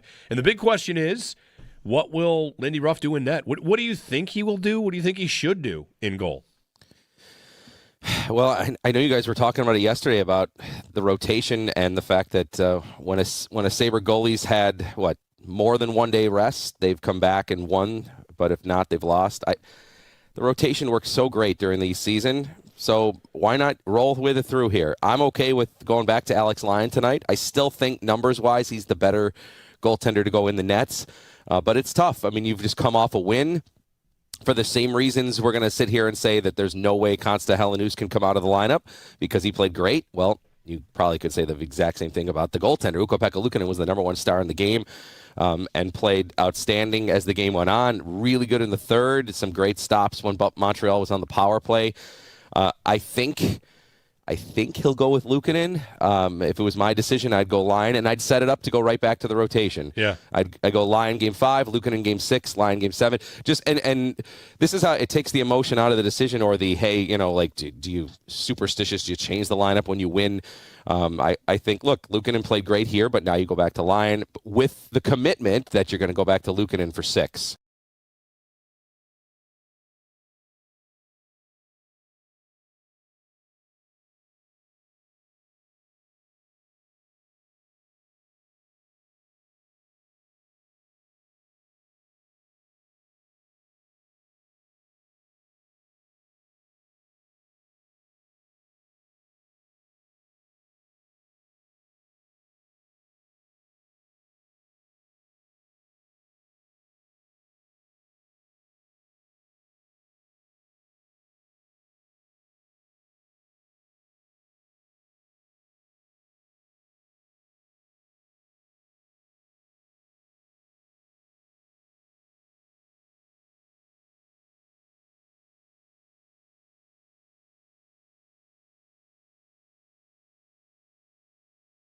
Tonight, the Buffalo Sabres host the Montreal Canadiens to continue their playoff series. It's now tied 2-2 after their win 3-2 in Montreal the other night.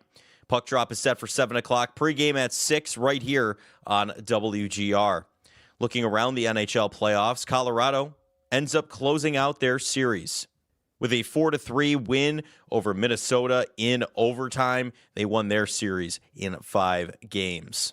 Looking around the NFL, the schedule drops later tonight. We have been getting some nuggets, though, throughout the week. NFL insider Jordan Schultz reports the Seahawks will host the Patriots for the first game of the season.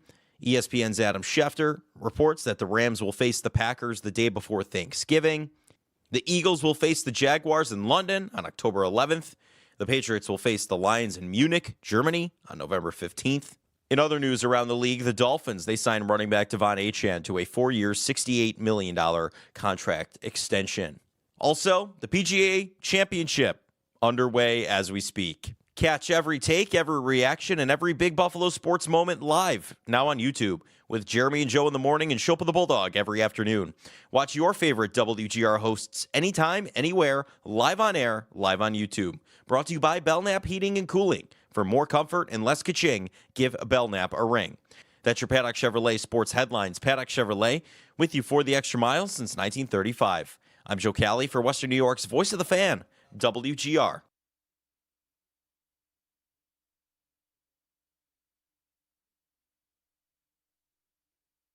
To the Minnesota zone, it's Natchez. Score! Bullock wins it! The Avalanche move on! Colorado advances by Minnesota. So the Avalanche wait for the winner of Vegas and Anaheim. That series is game 6 tonight. The Golden Knights can advance through. They have a 3-2 lead in that series. And, of course, the Sabres and Canadiens will play Game 5 tonight with the series tied 2-2. So it's very possible the entire second round is just the Sabres and Canadiens after tonight. Jeremy and Joe. Joe's out. He's back on Monday, and we're talking about it all with you, 803-0550. So Jason Pominville to bang the drum. Yes. Finally. And some Rafterlytics. The Sabres are 2-0 when Sabretooth comes down from the rafters. Huge. And sources have indicated to me that maybe Tooth has realized that he's got to do what it takes tonight. I think that might be a good move from the Sabres. It's everybody ropes, everybody rides. Sabretooth, do your part. Time for Tooth to rope. Let's go. Let's strap up. So Tooth's got a rope. Let's go. I think Tooth's going to do it tonight. That's huge. We'll see. Also, in the drum banger draft, we got to run waivers. We'll do it a little bit later. Right. I did have a thought. I'm not here to make a rule change now that you finally have one on the board, because Jason Pominville is going to bang the drum tonight. Mm-hmm. I did think about introducing a small little wrinkle, which is, because now that we know Pominville is going to bang the drum tonight, you already have your point. Yes, right. I would like the point to be awarded upon the completion of the banging of Let's Go Buffalo and making sure the person doesn't mess it up. Oh, yeah. Like, I feel like you shouldn't get a point. When Drew Bledsoe did Legend of the Game, the shout song, like, if we were doing that, that would be no points awarded. Yeah, He did not get it right. They didn't nail it. He didn't get it. Not to say that Jason Pominville, I don't have faith in him to do the job, but I think Palmer's going to get there. I just don't think the points should be awarded until a successful execution of the cadence of Let's Go Buffalo. That's all. I like this rule change. We are only 2/4 of the committee needed, I think. But I like this idea. I think that makes sense. I'm just not giving you the point yet. That's fine. He's got to finish the job. I'll have my faith in Palmer. Yeah. We should. I also had a thought the other night, or maybe it was last night, where I thought we should also be able to like boost one of our players. So if we feel like, okay, I have this guy on my roster, I really think this is the spot for him. Double points. And if it's not him, you have to drop him. Yes. See, next year this is going to be a great league. It's going to be awesome. We're going to have trades. Right. Yeah, next year it's like a sort of time bomb. Like either he diffuses this and he gets it and you get your extra point, or he's out and somebody else can grab him. That's like in the TGL. They can throw the hammer. Right. Exactly. You're throwing the hammer on your player. I'm throwing the hammer on Jason Pominville tonight. I like that. I like that. All right, Joe in Albany. Joe, good morning. Hey, good morning, guys. How are you? Good. Hey, just real quick, I got a comment and a question. In regards to the goalie rotation, you look at, how the goalie's ever been performing. And like you said, Jeremy, I think if you would have added rotation on that poll, you might get a little different response. It's worked for us, right? I know it's not what it's supposed to be, and everyone expects to have a number one goalie. But it's been 14 years since we made the playoffs, and we've done it in a way that hasn't been traditional. So why not continue? Just because it's not what you're supposed to do, why not do it? Yeah. It's not broke. Don't fix it. And then just one comment that I have, and just thinking about the next round potentially. I was frustrated with the Eastern Conference starting the Carolina series so early. If the Knights win tonight, and the Western Conference Finals is all set, you envision the Western Conference starting on Sunday, potentially the Sabres and Habs going on Monday, and they potentially could get 2 games in before the Eastern Conference Finals even starts. So just a question I had. Yeah. That's possible. Thanks, Joe. I hadn't thought about that. That's possible. It wouldn't shock me at all if it starts before the Sabre series ends. Right. And if the Sabre series goes 7 and they're playing on the 18th, when's game 1 in Carolina? Is it 3 days later? Would you be optimistic? You'd hope they'd get more than 1 day off. Right. You'd think you'd get 2 days for the series, but maybe not. You would. I mean, would unless think. if the schedule situation is that extreme, it's possible they would go like, "Sorry, guys, like, Yeah. you guys got to go." So much of sports right now is just waiting for schedules. Like, when will there be games? Hockey, football, when will there be games? Justin in New York is next up. Hey, Justin. Hey, how are you? First of all, I can't believe that you guys forgot about the most blatant Sabres diving that we've seen, as pointed out by Ray Ferraro with Darlene trying to open an old wound. In fairness, it was Sean McDonough that said it. Yes. Yes. Okay. Yes. And quick thought on the goaltending rotation. I'm really glad I'm not Lindt Ruff. My only thought is, do you use Ukko-Pekka Luukkonen one more game just because the Canadians are not used to him and are still feeling him out, or go right back to Lyon? But that's why Lindy's the Jack Adams. Thanks, The Jack Adams. Yeah, thanks, Justin. Oh, and I'll ask you this question because, like, you know, all our goalie questions go to you. Someone wrote to me and asked me this, and I was off air, so, like, in the last, 20 hours or something. Mm-hmm. And it was, is there any advantage the Sabres get from, listen, if they know there's a rotation, then the team can prepare for who the next goalie is in the rotation. Right. But for Montreal today, is there any advantage in the Sabres not clearly knowing who they're going to go with? Montreal might not know. Yeah, Montreal sure. has the same question tonight. Like, are they going to stick with UPL or are they going to go with Lyon? Right. It's definitely Small, but but something. But it means something, especially to guys like a Caulfield or a Suzuki or Slavkovsky, like those guys that are the hyper elite goal scorer sort of types or playmakers. They do adjust a little bit of what they do based on who's in net. Like, we've talked about it a ton with Dobesh. What have we talked about? Don't want to take him necessarily straight on. You want to kind of try and pass around him to try and beat him. And that's a very different situation than a guy like Lyon, who maybe you can get by him once in a while. I think that it definitely can impact the priority list of what your plays on offense are. It kind of moves the power ranking of, all right, how important do we think low east-west passing is tonight? For Luukkonen, that might not be as important as it is for Lyon, because Luukkonen's so big and athletic, he might be better at getting over for those sort of tight east-west plays. But maybe Luukkonen struggles more with traffic or with whatever. And so the priority list of, all right, we know that he is vulnerable to this, so let's do as much of this as possible. That is, you have less time to sort of enforce that with your players. You can't go to Cole Caulfield this morning and say, listen, it's going to be Lyon. He struggles with blank, blank, and blank. So, you've got to look for this, blank, blank, and blank. And then Caulfield can't go home and during his pregame nap visualize that. So it's a very minor sort of thing, but it can matter and it can make a difference. So, good. Fine. All right. I think that's why you saw Lindy get all testy the other day when it was like, how do you know Shen's in? How do you know he's playing? Yeah. Like, you never want that info out before it's time for it to be out. Yeah. And, the reality of having a professional sports league like this is there's coverage and things get out. So you got to deal with it. But, yeah, there is some advantage to it. 803-0550. I'm tracking the secondary market, the same place I was in the first couple games, and ticket price to get in is not too bad. I'd imagine if if you're a Buffalo fan, if you wait a little closer to puck drop, like you might get a decent deal. My wife and I went to game 1, and it dropped down below what tickets are now. Mm-hmm. And the number of tickets, of course, like that's something that on one of the sites you can track, like how many are available. It's not as many as were available for game 1 right now. Okay. But we'll see. My guess is there'll be Montreal fans, some. Right. They will all wear the same color. That is very key here, right? Like we kind of talked about this yesterday. Fun fact about Montreal is in their team store, they only sell red.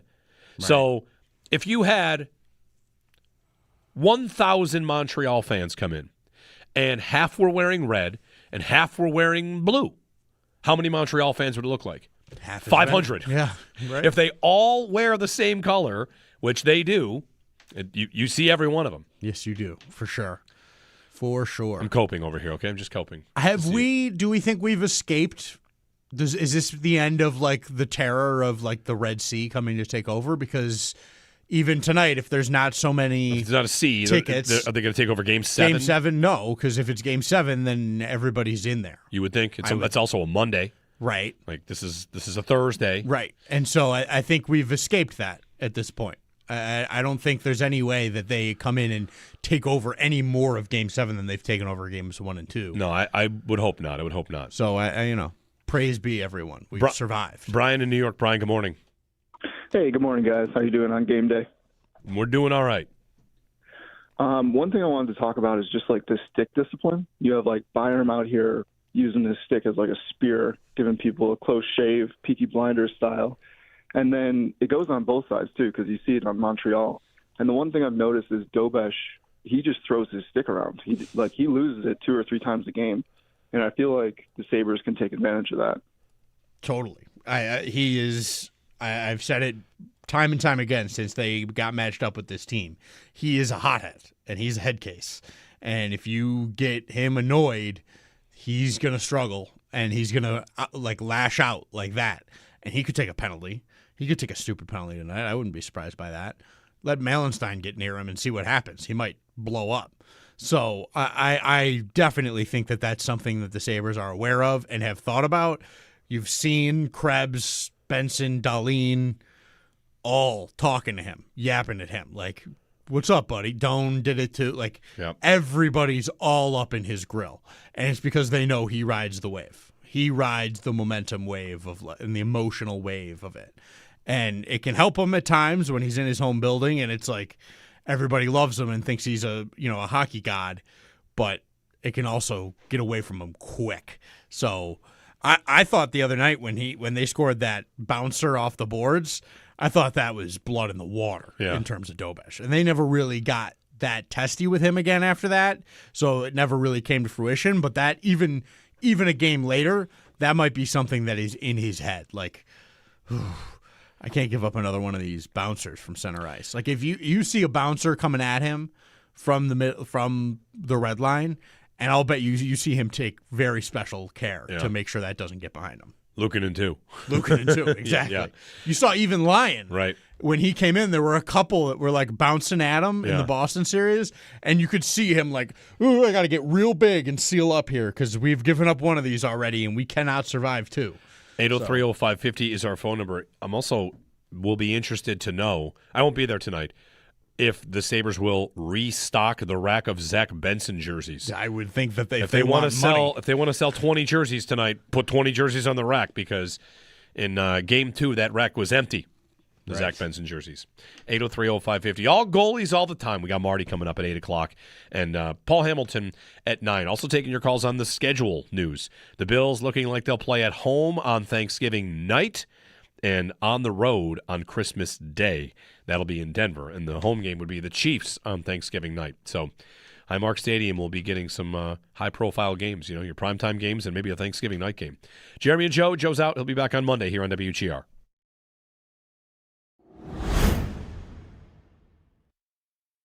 Accusing your opponent of diving in so many words. Yes.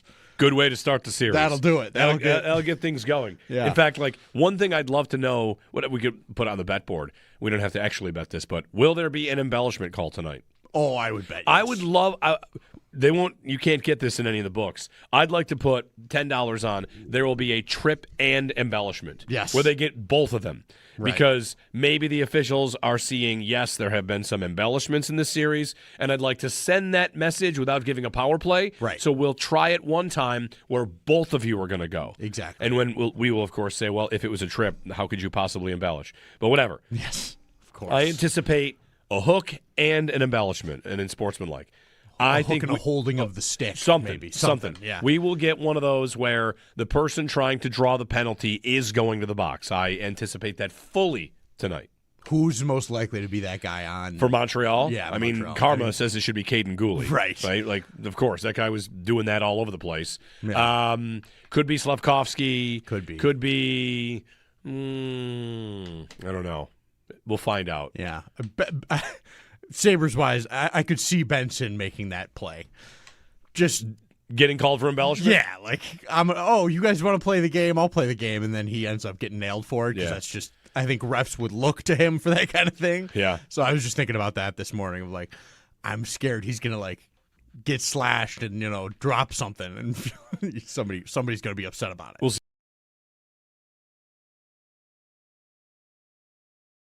We will monitor the NFL's schedule leaks or reports or whatever you want. We've got lots of games that have leaked out, and we have a couple for the Bills that appear to have leaked out, including a couple of very, very high-profile dates. Jordan Schultz, first to report it, have seen a few more kind of on it. This one is the more firm of the two. We think the Bills are playing on Thanksgiving and Christmas. Both. Thanksgiving seems to be more firm, but it looks like Thanksgiving and Christmas. Christmas would be against the Denver Broncos. Christmas this year is a Friday, so I don't know if that makes it any different for you. But Christmas against the Broncos on the road, and then home Thanksgiving night against the Kansas City Chiefs. Two big holiday games. React, if you will. America can't get enough of the Buffalo Bills. Listen, they weren't on any of these spots last year, and I thought it was overdue. Yeah. So would you prefer 0 1 year and 2 the next, or 1 every year? I was stunned that they didn't get one of the Thanksgiving or Christmas games last year or the year before. I know we had talked about last season, like at this time of year, like they're totally playing on Christmas. Yeah, they're gonna play on Christmas. They didn't, and then they didn't play on play on Black Friday. They didn't play on Thanksgiving. They didn't have any totally wacky day. It was just they had their primetime games, but Thanksgiving night. Let's start there for a minute. We'll get to Game 5 in a minute, but hey, this is what I feel like. This is what Sabres fans, when they're out having a beer tonight, they'll talk about the game and they'll talk about Thanksgiving night, which. It's the only game that's really up for grabs to host. And I am torn.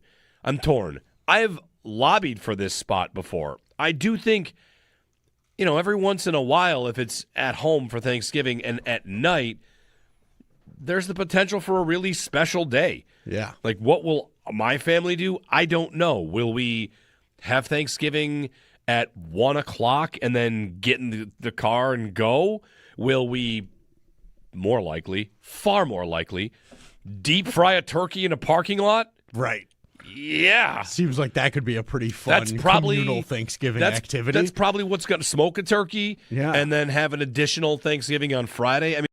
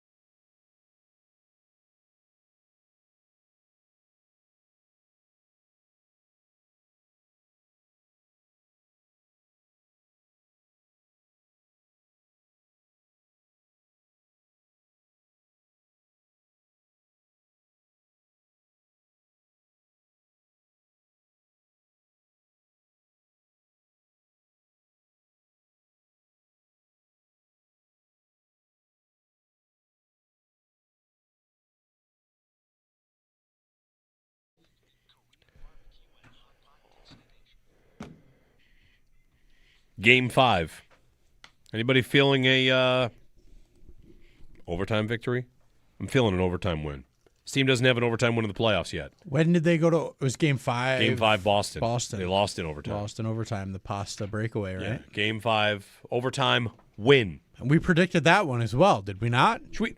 we kind of did. Everyone yelled at me because I said was really mad. It'd be cool to have overtime, and everyone got really mad at me saying I spoke it into existence. Well, what if I speak an overtime win into existence? Jinx. No, not jinxing. Has every team played an overtime game except the Sabres so far? I might want to check that out. In this round? In this whole playoffs. Like Philly and Carolina went to overtime. One overtime game, you're saying? One. Okay, Philly and Pittsburgh, where they've had an overtime win. Like Carolina has an overtime win. Colorado had one last night. Mm-hmm. Tampa did. Did Montreal have an overtime win against Tampa? Like, I'm trying to go through every team. Montreal beat Tampa. In overtime once? Yeah. Like, could the Sabres be the only team that didn't get an overtime victory? That's a good question. Let me see about Flyers. I mean, Colorado swept the Kings, but so I guess teams that are still alive, do they all have an overtime victory somewhere? Boston got one. Flyers won the final game of their series against Pittsburgh. the Penguins 1-0. Okay, overtime. So, overtime win. Look at me just, speaking it into existence. Why not? Sorry, everybody. Who's going to score it? Hellenius. That would be awesome. He's going to be on the ice. He's on the ice all the time. He is on the ice all the time. And the universe owes that kid a goal. Doan. One of those two, Doan or Benson. They've been so awesome. Yeah. It's impossible for me not to think that they're going to do the big thing every night now. I know. Isn't that insane? Their expectations are sky high, and they are living up to them too. I don't know if we've thought enough about that. Like the fact that those are the two guys that have this play, like that, they're the guys in this playoff so far, right? Yep. For the whole thing, it's Benson and Doan. Yeah, like who is the Sabres Conn Smythe winner? If you just again, you win it when you win the whole thing. But if right now you were to give out the Conn Smythe for the playoffs, Zach Benson. It's Benson. It's Zach Benson. Yeah. It was Bowen Byram through like 5 games in Boston. Yeah. But then that's been, not great recently. He's been struggling a little bit, I think. Yep. But, we'll give him some grace because he's been great. But if you're talking about the whole playoffs so far, who's their MVP? Yeah. It is Zach Benson. I think that's right. Which is incredible. How many names would you have gotten to before him, like before the playoffs start? A solid handful. I mean, Tage, Tuck, Dahlin. A goalie. There's a lot of names. Yeah. Get your calls in. Marty Biron joins us on the other side as well. Get his thoughts on this series as it shifts to a best of 3 with 2 potential home games. It starts tonight. KeyBank Center, 7 o'clock puck drop, 8 o'clock on Saturday. Sabres and Canadiens continue on WGR.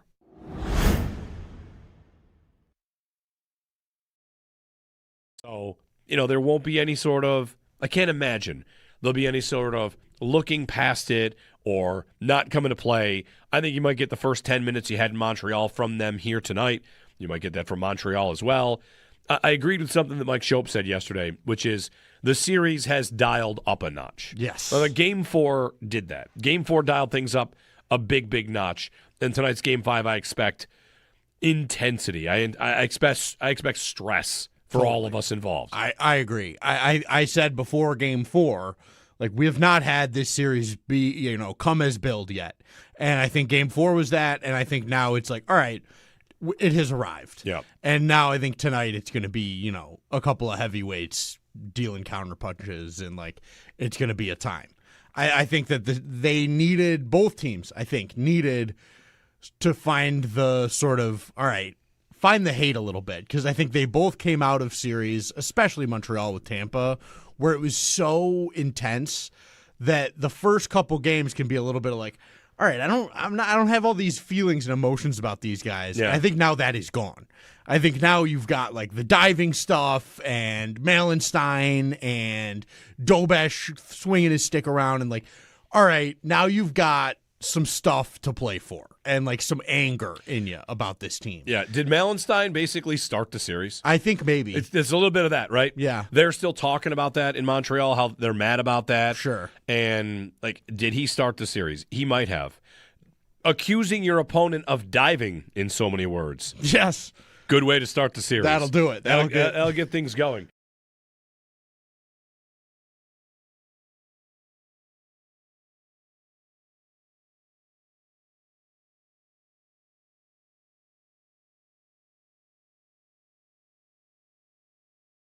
Accusing your opponent of diving, in so many words. Yes. Good way to start the series. That'll do it. That'll get things going. Yeah. In fact, like one thing I'd love to know, what we could put on the bet board. We don't have to actually bet this, but will there be an embellishment call tonight? Oh, I would bet. Yes. I would love. They won't. You can't get this in any of the books. I'd like to put $10 on. There will be a trip and embellishment. Yes. Where they get both of them. Right. Because maybe the officials are seeing, yes, there have been some embellishments in this series, and I'd like to send that message without giving a power play. Right. So we'll try it one time where both of you are going to go. Exactly. And when we will, of course, say, well, if it was a trip, how could you possibly embellish? But whatever. Yes, of course. I anticipate a hook and an embellishment, and in sportsmanlike. I think a holding of the stick. Something. Maybe. Something. Yeah. We will get one of those where the person trying to draw the penalty is going to the box. I anticipate that fully tonight. Who's most likely to be that guy on? For Montreal? Yeah, I mean, Montreal. karma says it should be Caden Goalie. Right. Like, of course, that guy was doing that all over the place. Yeah. Could be Slavkovsky. Could be. Could be, I don't know. We'll find out. Yeah. Sabres-wise, I could see Benson making that play. Just getting called for embellishment? Yeah, like, you guys want to play the game? I'll play the game, and then he ends up getting nailed for it because that's just, I think refs would look to him for that kind of thing. Yeah. So I was just thinking about that this morning of like, I'm scared he's going to like get slashed and, drop something, and somebody's going to be upset about it. We'll see.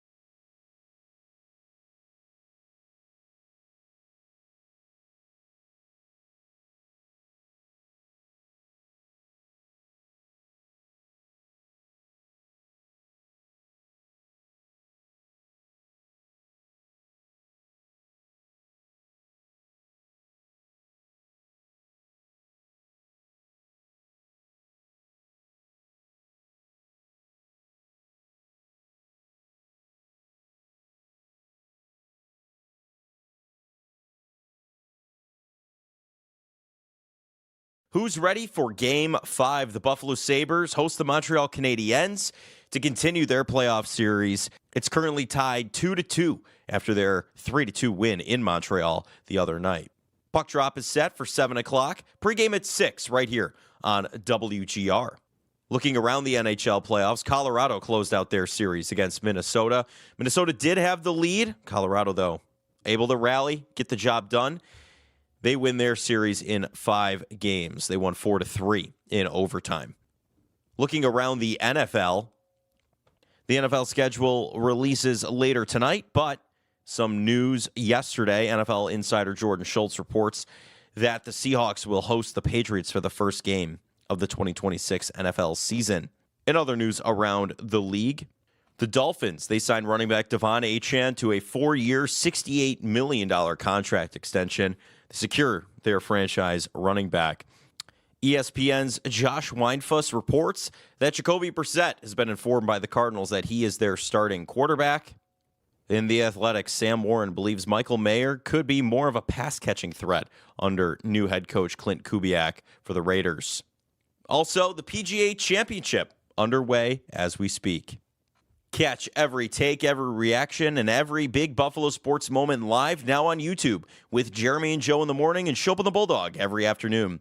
Watch your favorite WGR hosts anytime, anywhere, live on air, live on YouTube. Brought to you by Belknap Heating and Cooling. For more comfort and less ka-ching, give Belknap a ring.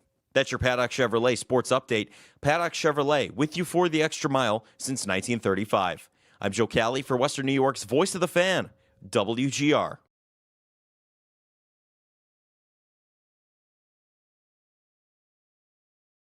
We had all the confidence in the world in all of our goalies. So, I mean, Upi made, so many big saves tonight that, we really needed and in key moments. So all the credit goes to him. He was the biggest reason of why we walk out of this building with a win.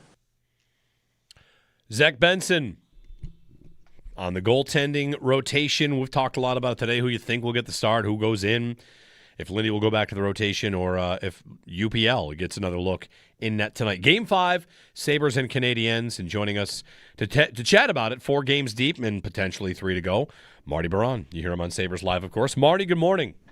Good morning.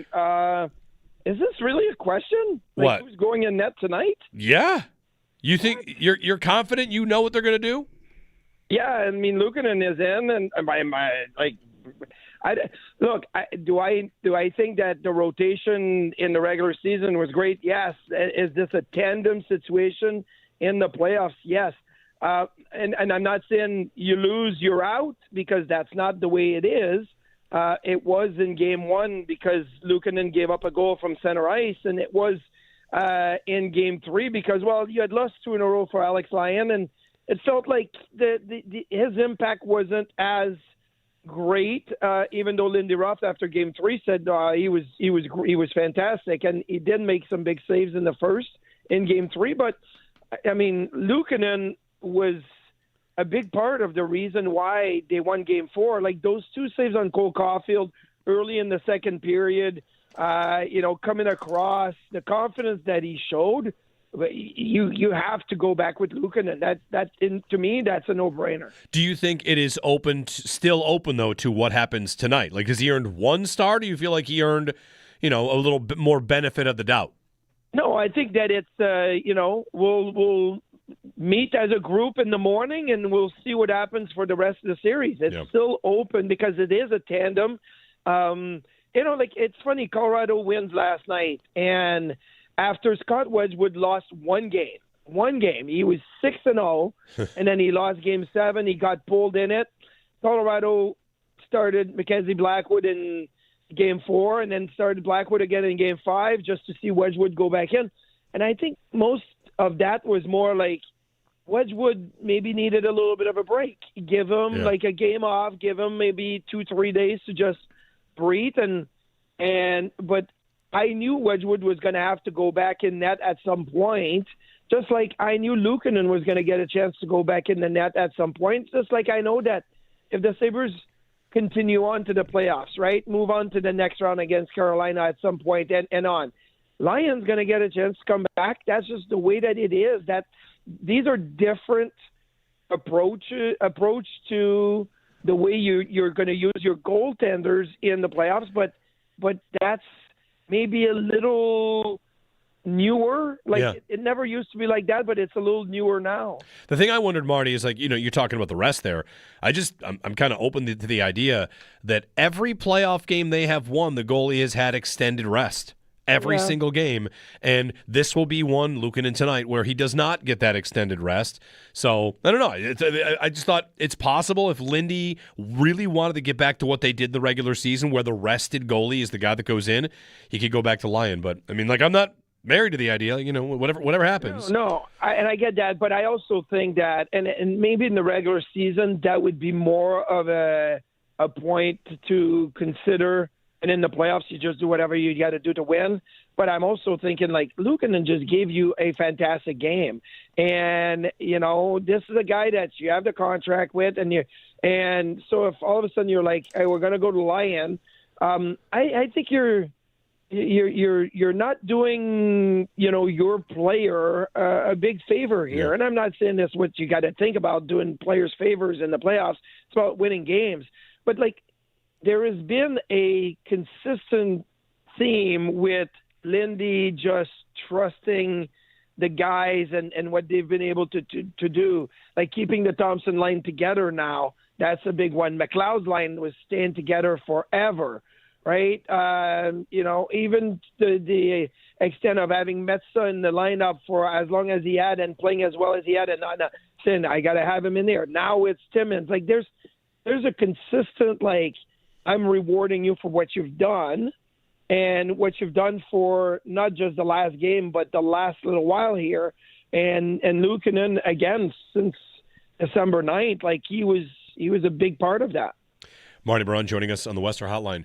Marty, how much should Sabres fans feel better about the way they played in Game 4 versus Games 2 and 3? Well, if you remember, and a lot of what we've talked about this year was December 9th, the start of the 10-game winning streak. That's when it changed. That game in Edmonton, like they got absolutely dominated in the third period. The shot attempts were crazy in the Oilers' favor. I think the Sabres maybe only had 1 or 2 shots on goal that third period. It was block shots. Hope your goalie makes a save. Block shots. And look, is that the way you're going to win a Stanley Cup? No. Is that the way you can win one game? Yes. Look at Montreal in Game 7 against Tampa. They had 9 shots on goal. And Marty St. Louis after that game was like, you're not going to win that many games with only 9 shots, but you're going to win this one. And so that's totally fine. Like, you had a game where you started really well and you lost a little bit of wind in your sail with the review and challenge, but you did what you had to do. And now this is 3 games out of the 4 that they've played with the Canadiens that the Sabres have started really well. Game 1, they score a goal early on that Benson to Doan play. Game 3, it's Thompson off the end wall. Game 4, they were out shooting Montreal 11-2, 13 minutes into the first period. And that's when they took a 1-0 lead. So I'm looking at get the same start and do whatever it takes to win the game, just like you had to do it in Game 4. Marty Biron joining us. Marty, discipline will be a big thing here tonight. And I wonder how that plays into also the story, Elliot Friedman, that the league is going to be watching tonight because of the diving that was accused. Do you think that was fair for the Sabres to accuse Montreal players of maybe some embellishment? Yeah, I'm going to call it embellishment. And there was. Caden Goalie is a great player. And remember, we had his brother, Brendan Goalie, here in Buffalo, and then he went to Anaheim.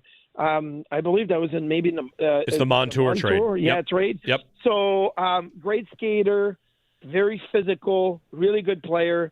Drives me nuts that, he's able to kind of get away with, like, he knew exactly what he was doing on the Dahlin penalty, the interference penalty. But if you're Dahlin, just don't put yourself in that position or tase the push or whatnot. Now, I'll tell you this, and that's just my view of it, but I think that Peyton Krebs was smart enough to say, you know what, if they're going to do it, I'm going to do it too. And then Jake Evans puts his arm in front of Peyton Krebs, and you see Peyton Krebs like locking arms with him, and then all of a sudden Krebs is down.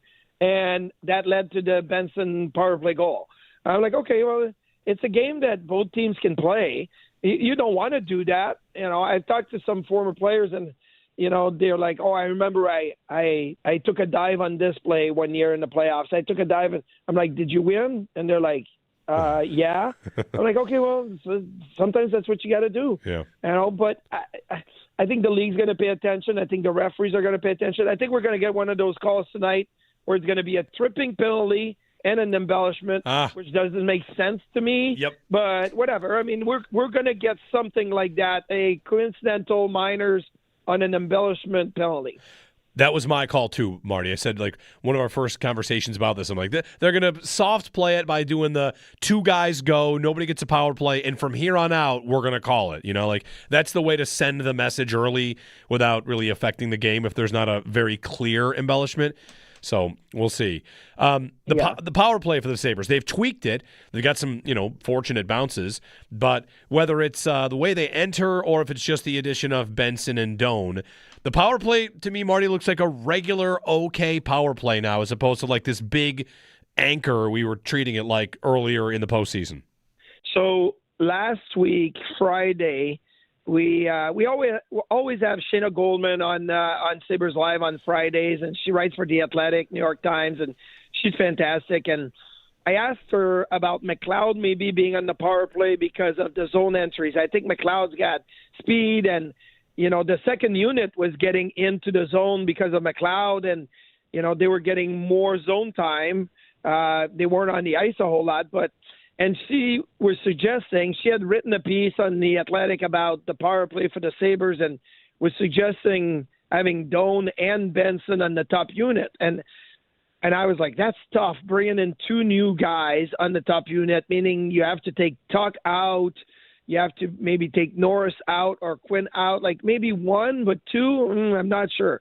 And then the Sabres ended up doing that. And you look at the Dahlin goal, the power play goal in Game 3, well, that's with Benson in front of the net where Dobesh didn't even see anything. There was even a power play in Game 4 where the Sabres, I think, won the face-off, started setting up their umbrella attack type of thing. And Doan and Benson went straight to the front of the net. And I'm like, all they want to do right now is just shoot pucks on net and have this chaos with two guys that are really good in front of the net, create a rebound, create a deflection, create a screen, and then we'll see. Maybe you get a little bit more comfortable later in the power play to make some plays. And they did that to Benson. But it's a clear process of get two guys in front of the net, and let's try to get pucks there. And they were successful getting the game-winning goal.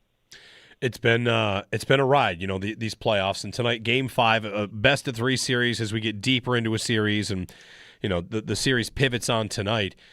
What do you think, Marty? It's going to be a best of 11 because they are now 4-4 with the 4 games in the season. So It's the first team that gets to 6. That's right. That's right.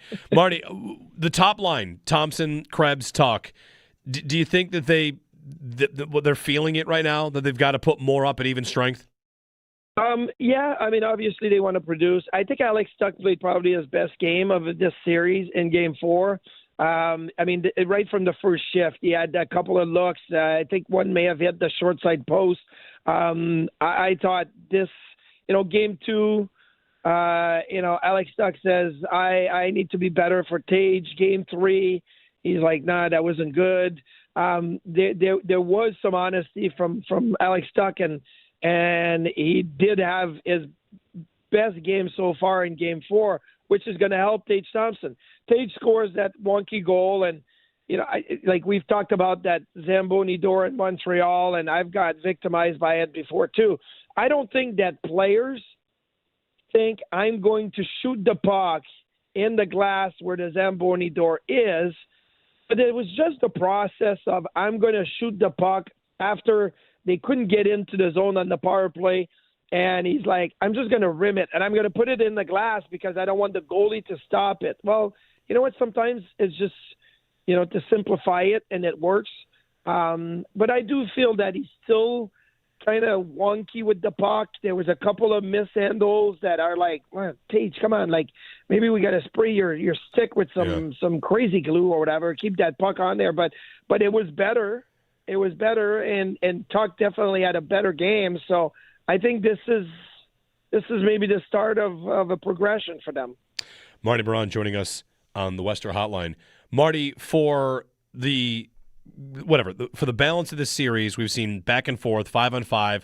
We've seen Montreal's top line mostly be held in check, and Lindy was able to kind of get their defensive structure back where it needed to be. And I wonder, whether that's Byram finding his game again, or Dahlin and Samuelsson have been great. The third pair has been a lot of talk, even though they don't play that much. Luke Schenn, bit of a controversial decision there for Lindy, but looked pretty good. He was out there on the penalty kill quite a bit, and I would anticipate he's right back out there again tonight, even if it might be limited minutes. Yeah, and I think you're at home now, so obviously you can maybe match your defense a little bit better. You may give Luke Schenn and Connor Timmins a shift or two together, because really they didn't play together. They were the third pair, but we saw the rotation. Dahlin Samuelsson start, Byron Power next, and it was Dahlin Timmins. Then you saw Shen with Samuelson or with Biron. I mean, they did exactly what they did in Game 6 against Boston when Michael Kesselring had to go in. You never saw Kesselring and Timmins together. So, but being at home, you may go and say, okay, we're going to give Shen and Timmins a couple of shifts together when the situation presents itself. But again, it just means that, you have a top four and you're going to play them. And there's always going to be one of those top four guys on the ice at pretty much any moment in the game. That's what they did. And look, the defensive structure of the Sabres in Game 4 was better. Did they give up some great chances? Absolutely. The expected goals were over 4. So Luukkonen saving 2 goals above expectations, that's huge, right? But blocking shots was the thing. Like they didn't chase outside as much in Game 4 as they may have done in Game 2 and 3. And staying, covering home plate, getting in the ways of shots, blocking shots, maybe just chipping it out of the zone. So instead of spending 45 seconds straight in your zone, 20 seconds in, you get a block shot, you get a chip out, and then maybe you can, adjust your gap and hold the blue line. It was better. Is there another step? Yes. I think the Sabres need to be even better defensively in Game 5 here. But at least that was a step in the right direction. And Marty, finally, Konsta-Helenius, who went in and looked really good. Are my expectations already too high? Because I just kept wanting to see more of him on the ice. I thought he looked great. He was fantastic, and the kid is not a big kid. He's tall, like he's got length, but he's not thick, and he plays with such a swagger, right? And he's in there and winning one-on-one battles and getting to the middle of the net and in the slot and willing to take a hit. And man, that cross check he took by Harbor Jackeye. If you have any doubt that small players, just look at Zach Benson, but Konsta-Helenius, the way he took that cross check by Jackeye on the back post on the Jack Quinn goal, no goal, I'm surprised he still has a head on his shoulders. Yeah. And so he was fantastic. Now, we saw it in that game in Nashville earlier in January where he had a goal, 2 assists. He was great with Ostlund, but this was the first time Helenius had played center in the NHL, because in his call-ups this year he wasn't playing center. And really, that's the first time he played without Ostlund, and he led the way. He was the leader on his line. So, look, is that going to be like that all the time? He's still only 20 years old, so I think there's going to be some bumps on the road sometimes. But man, what a talent and what a player the Sabres have for not only now but for the future. Marty, you're on somebody's team on the drum banger draft. I think I might have you on my team. Have you been asked? Are you even eligible to bang the drum there before a game? Well, I'm doing pregame, so I'm not really available at that time. Yeah. I've done it before. I did it a couple of years ago, but I think that you just jump off a pregame that time. They would be very close. You know what? So Game 1, I missed the beginning of the game getting to the press box. Game 2, I watched the anthem and the start of the game from the Zamboni door. I wanted to get a good feel for what that was like, right? Like you're at ice level. What does that feel like when you're looking around? So now I think that Game 5, I'm trying to get back to the press box as soon as possible because I don't want to miss anything at the start of the game. Yeah. All right, I'll drop you from my team. I got to make a waiver claim on somebody else. You know what? Maybe that's too easy. Like I basically said, like I got other occupation at that time. Yeah, you're busy. You got stuff going on. Marty, thanks so much, and enjoy the game tonight. Okay, you guys too. Marty Biron, former Buffalo Sabres goaltender on Sabres Live. He truly is a man who needs no introduction. Like Marty. Everybody knows Marty. By the way, so Pominville tonight bangs the drum for Game 5. I feel like I have on my team both Vanek and Roy, and the feeling is like when you have the 50-50 that was one number off. Vanek, Roy, Pominville. Right. Pominville. The ticket was so close. I got Vanek and Roy. I got to make some moves. There's guys out. I mean, every day there's new names. That I'm going to go ahead and make a move right now because I need to fill my spot that Ryan Miller holds. Right. We can do the rest of the waivers tomorrow. Sure. But I'm adding Derek Plant back to my roster. I like that move. He was released from my roster. Now he's going to be back on my roster because I'm playing the game here. Long game. Right? What if this thing goes to Monday? Yeah. Who should it be? Absolutely. Put him on the list. 803-0550. Dan in San Diego. Dan, good morning. Hey, good morning, guys. I really have a plea for all of those guys that are selling their tickets for tonight's game. I'm a longtime Sabres fan, and I remember being a kid, being in that stadium, and being at a Montreal game and just seeing too many red jerseys. So if you're planning on selling your tickets, please, please, please don't sell them to a Montreal fan, or at very least, double the price. Well, thanks, Dan. Does anyone have an appetite, instead of pleading with the sellers, to plead with people to buy them? Game 1, I bought tickets on the secondary market. Right. I made sure a Montreal fan didn't get those tickets by buying 2 tickets. Unless you have tickets already. Sure, maybe, but if you're not going to go and you're going to sell them, yeah. I mean, I just feel like there's a very slanted blame the seller. And in Montreal, their tickets for sale. They're just bought up by more Montreal fans. Right. So I don't know. I don't have much to blame the sellers. The season ticket base has been rebuilding. It's a big pivotal Game 5, and if you sell it, any Sabre fan can buy that ticket. Any Sabre fan can. So go buy it if you can. Whatever.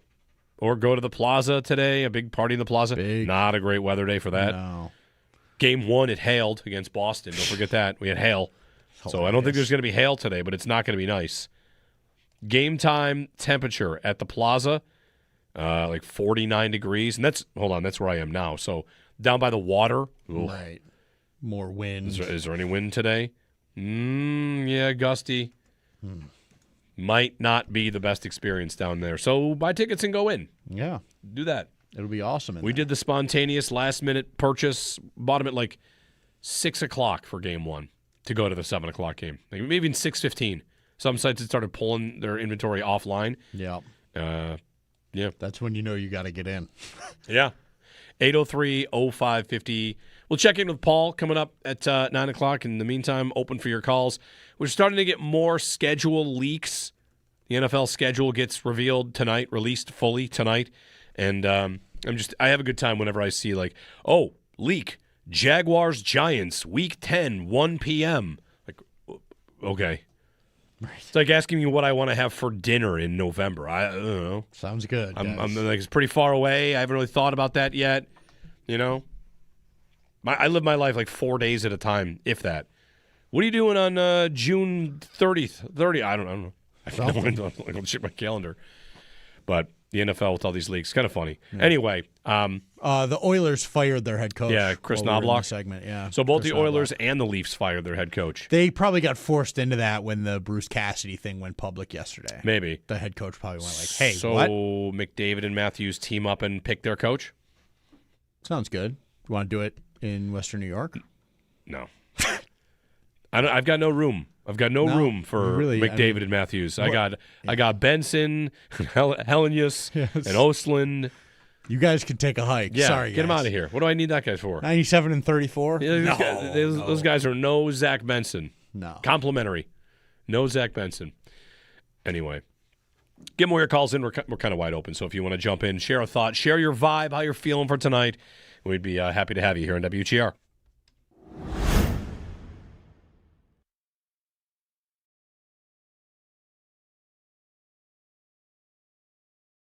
For more comfort.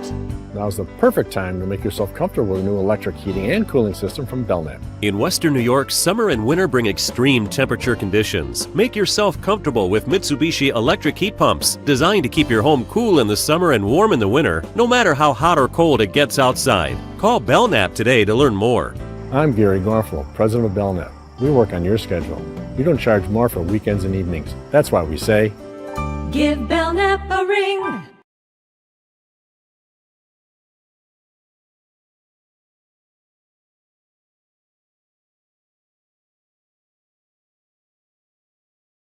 Here we are for Game 5. And the big question is, what will Lindt Ruff do in net? What do you think he will do? What do you think he should do in goal? Well, I know you guys were talking about it yesterday about the rotation and the fact that when a Sabre goalie's had, more than one day rest, they've come back and won, but if not, they've lost. The rotation works so great during the season, so why not roll with it through here? I'm okay with going back to Alex Lyon tonight. I still think numbers-wise he's the better goaltender to go in the nets, but it's tough. I mean, you've just come off a win. For the same reasons, we're going to sit here and say that there's no way Konsta Helenius can come out of the lineup because he played great. Well, you probably could say the exact same thing about the goaltender. Ukko-Pekka Luukkonen was the number one star in the game and played outstanding as the game went on. Really good in the third. Some great stops when Montreal was on the power play. I think he'll go with Luukkonen. If it was my decision, I'd go Lyon, and I'd set it up to go right back to the rotation. Yeah, I'd go Lyon Game 5, Luukkonen Game 6, Lyon Game 7. Just and this is how it takes the emotion out of the decision, or the do you superstitious? Do you change the lineup when you win? I think Luukkonen played great here, but now you go back to Lyon with the commitment that you're going to go back to Luukkonen for 6.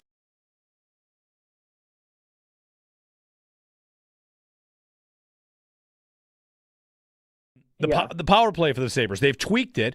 They've got some, fortunate bounces. But whether it's the way they enter or if it's just the addition of Benson and Doan, the power play, to me, Marty, looks like a regular okay power play now as opposed to like this big anchor we were treating it like earlier in the postseason.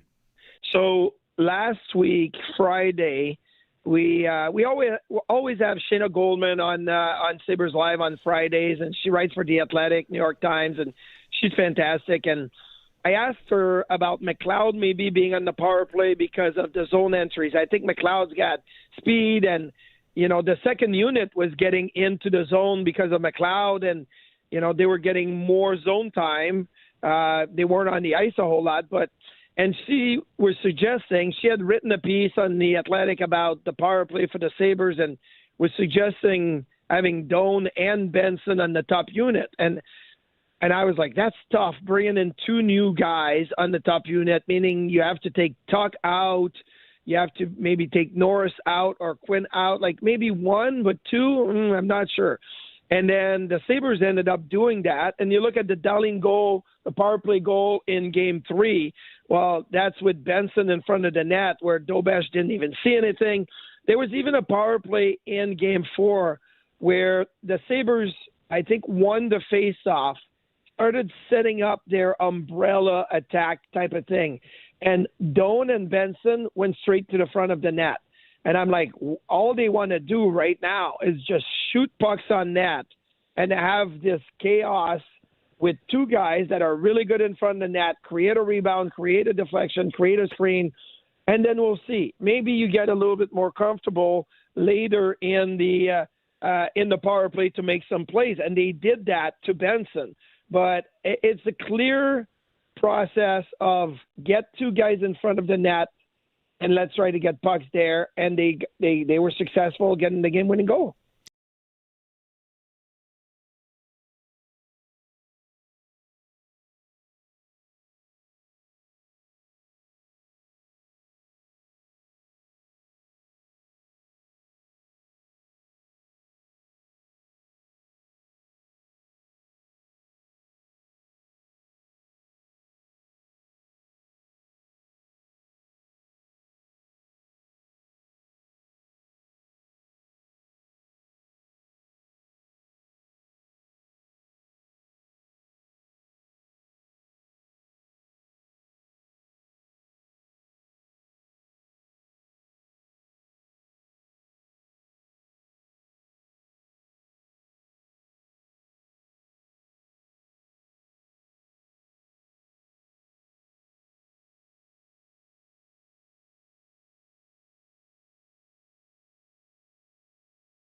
Game 5 tonight. The Buffalo Sabres host the Montreal Canadiens to continue their playoff series. It's now tied 2-2 after their win 3-2 in Montreal the other night. Puck drop is set for 7 o'clock. Pregame at 6 right here on WGR. Looking around the NHL playoffs, Colorado ends up closing out their series. with a 4-3 win over Minnesota in overtime. They won their series in 5 games. Looking around the NFL, the schedule drops later tonight. We have been getting some nuggets, though, throughout the week. NFL insider Jordan Schultz reports the Seahawks will host the Patriots for the first game of the season. ESPN's Adam Schefter reports that the Rams will face the Packers the day before Thanksgiving. The Eagles will face the Jaguars in London on October 11th. The Patriots will face the Lions in Munich, Germany on November 15th. In other news around the league, the Dolphins, they signed running back Devon Achane to a 4-year, $68 million contract extension. Also, the PGA Championship underway as we speak. Catch every take, every reaction, and every big Buffalo sports moment live now on YouTube with Jeremy and Joe in the morning and Shope of the Bulldog every afternoon. Watch your favorite WGR hosts anytime, anywhere, live on air, live on YouTube. Brought to you by Belknap Heating and Cooling. For more comfort and less ka-ching, give Belknap a ring. That's your Paddock Chevrolet Sports Headlines. Paddock Chevrolet, with you for the extra mile since 1935. I'm Joe Cali for Western New York's Voice of the Fan, WGR.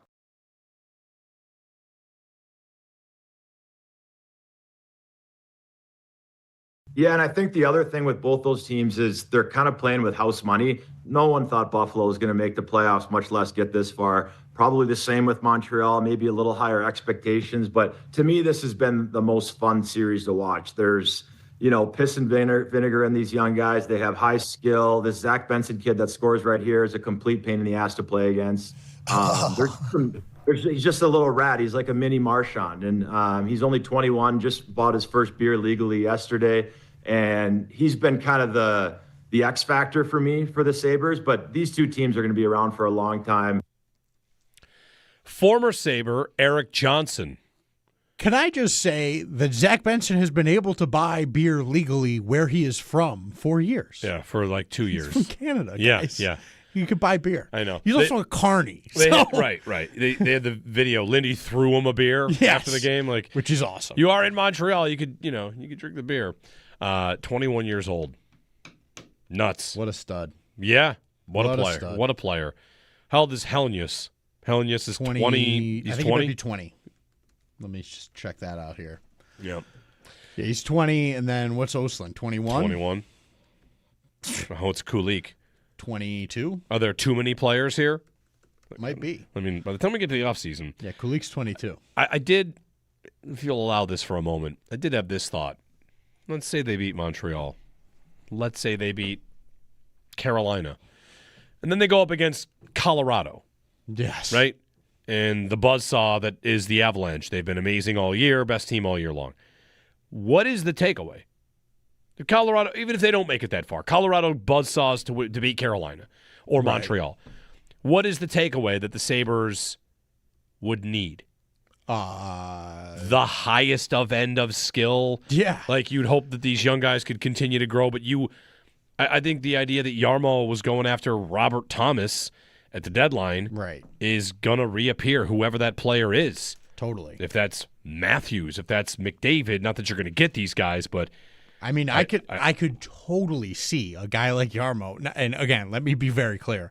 Taking a run does not mean landing. Right. But taking a run at, like, Connor McDavid's available, let me throw the kitchen sink. Everybody will take a run, right. Because if let's just journey here just for a moment, just because to me it's still relevant to these playoffs because in Colorado you have 2 to 3 players that are just like unattainable, and you would. And the irony here is you might need to try and find a guy that's unattainable. You have one in Dahlin probably. You've got one in Dahlin. You've got one in Tage probably with the contract he's on. It's a great goals he scores. It's a great contract, but you probably are. I mean, you're looking at least something else coming up, right? And maybe that's already the answer's already in house with the ascension of Benson and Doan and what they can become, and Oslin and whatever. But sure, I had that thought about like the genesis of any sort of 10 years ago. Dirty word, T word, is because you need the highest end. You'll never do it without the highest end guys. Right. And they've got a couple that are on the doorstep, and they want to try and find another one. Yeah, if you could, like you said, is that too many players? Probably.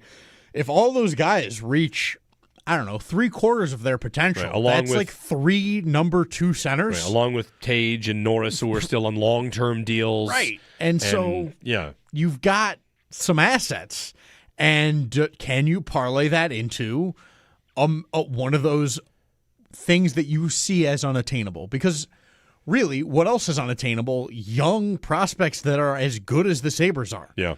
So you've got the other side of you've got the one thing that any team that's going in that direction with a player like a McDavid, a Matthews, a Brady Tkachuk, whatever, that if they're going that way, you've got the one asset that they think is perfect. You've got a bunch of guys that have played some NHL games that are really high pedigree players, and they are expendable for you. You want this guy?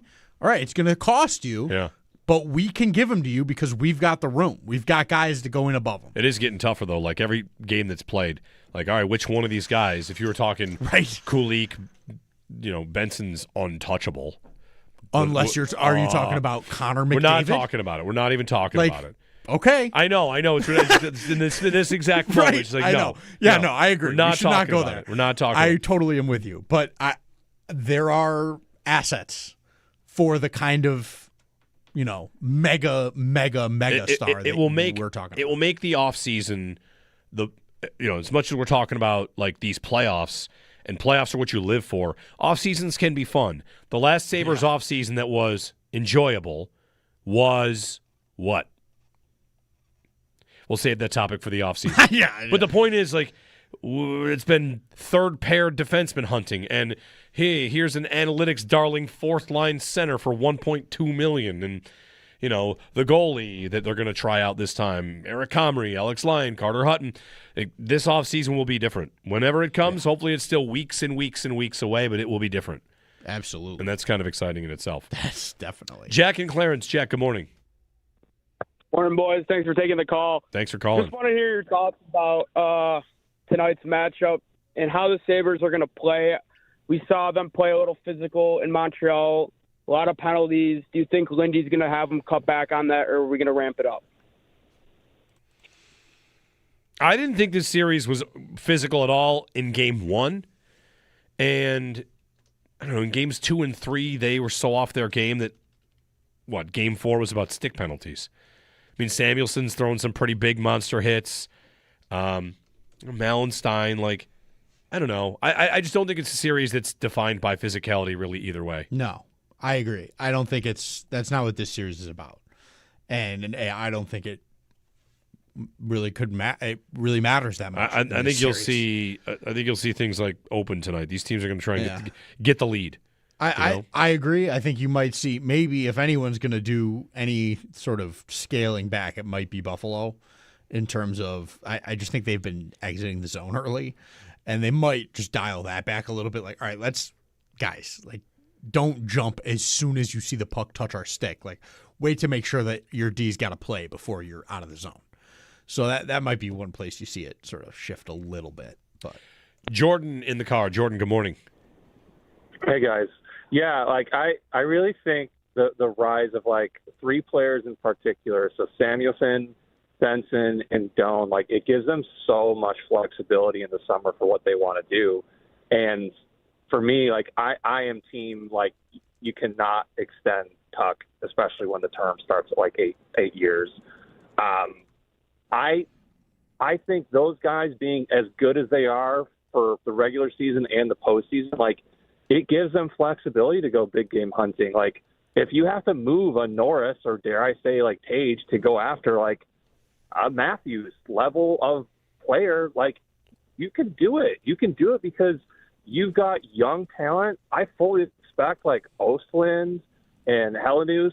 I hope I'm saying that right, even though we've been corrected ad nauseum. Helenius, yeah. Helenius is pretty much. Helenius, thank you. Yeah. Maybe that's how we'll remember is hell in use. Helenius. That's it, Helenius. Yeah, but exactly. I just think they are in such a favorable spot going into this summer. Yep. Kind of regardless of what happens this year. And same with Montreal. That's, while Kale, not Kale, Schaefer, Matthew Schaefer. Matthew Schaefer, yeah. Unanimous number 1 rookie of the year. You see who finished number 2? I can't remember right now. I saw the list. I'm pretty sure it was Demidov. Demidov. Yeah, Montreal's that guy's just awesome. Oh yeah, and they've got good young skill. That's why the clip he's awesome. The clip at the beginning of the segment was Eric Johnson saying like these two teams are set up, and Toronto's of course going to rebuild. Who knows where Boston is? Florida should be back and should be good. Probably. Ottawa's good and young and going to try and find a way to get to where the Sabres and the Canadiens are. Yep. There's a lot. The Atlantic is heavy. The Sabres should be in it. They should be in it for a while. Yes. Yarmo's job will be to big game hunt, but also maybe to supplement little things. So what we saw from December through April is kind of a lock, right? Whatever he likes to make it more, locked in, guaranteed. Yeah. 803-0550. Lindy, I think they're going down easy. Marty St. Louis, is he talking about his team too? Good one. All right. Sweet. It's fine. I did see, it's funny, we talked about this very quickly yesterday. I was reading Lindy's comments, and then I saw, Martin St. Louis was asked about those comments, and the answers were all in French. I'm like, I know. I just want to play a different team where I know that I can. I don't speak French. I'm sorry. Our first post game, when me and Brian were up there, we were waiting for the first Marty St. Louis question. They had just won, so Marty was up first. And we get in our ear, we got Marty. All right, let's go to Marty. And it's French. We're like, oh. All right, I guess we got to hold on. We got to wait. Hang on, guys. Hang on. Yeah, it's all good. 803-0550, the pick of the week from Riverfront Auto Sales coming up, and some more nuggets on the schedule. NFL schedule release day is today. For the first time in quite some time, it is overshadowed by something infinitely more exciting. Jeremy and Joe. Joe's out. He's back on Monday. Owen Parker here. Dan Dale producing on WGR.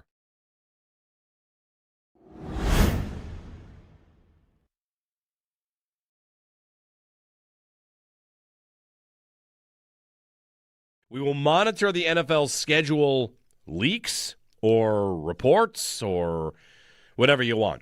We've got lots of games that have leaked out, and we have a couple for the Bills that appear to have leaked out, including a couple of very, very high-profile dates. Jordan Schultz, first to report it, have seen a few more kind of on it. This one is the more firm of the two. We think the Bills are playing on Thanksgiving and Christmas.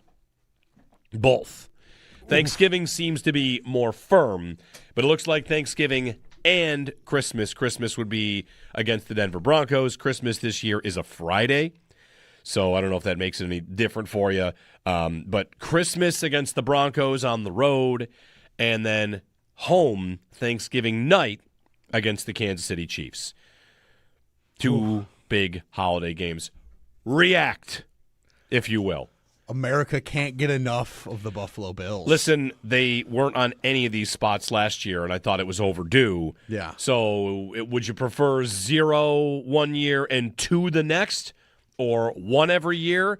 I was stunned that they didn't get one of the Thanksgiving or Christmas games last year or the year before. I know we had talked about last season, at this time of year, they're totally playing on Christmas. Yeah. They're going to play on Christmas. They didn't. And then they didn't play on play on Black Friday. They didn't play on Thanksgiving. They didn't have any totally wacky day. It was just, they had their primetime games. But Thanksgiving night, let's start there for a minute. We'll get to Game 5 in a minute. But, hey. Yeah. I feel like this is what Sabres fans, when they're out having a beer tonight, they'll talk about the game. And they'll talk about Thanksgiving night, which... it's the only game that's really up for grabs to host.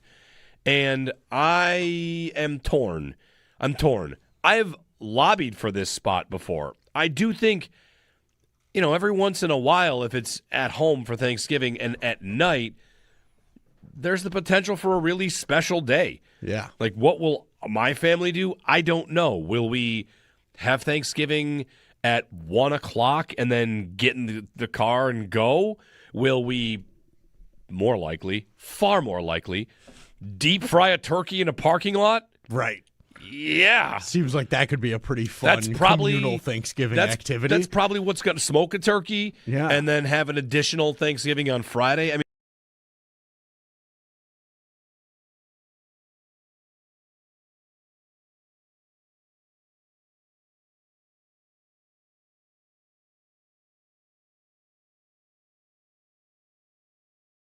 Here we are for Game 5. And the big question is, what will Lindt Ruff do in net? What do you think he will do? What do you think he should do in goal? Well, I know you guys were talking about it yesterday about the rotation and the fact that when a Sabre goalie's had, more than one day rest, they've come back and won, but if not, they've lost. The rotation works so great during the season, so why not roll with it through here? I'm okay with going back to Alex Lyon tonight. I still think numbers-wise he's the better goaltender to go in the nets, but it's tough. I mean, you've just come off a win.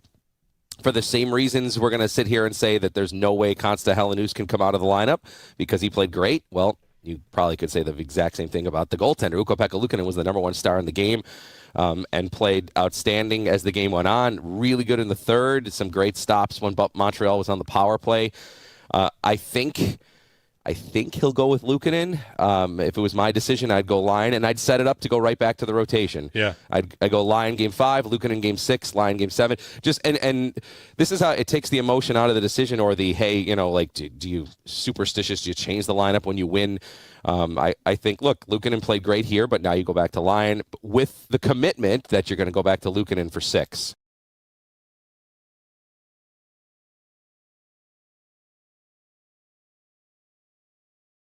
Accusing your opponent of diving, in so many words. Yes.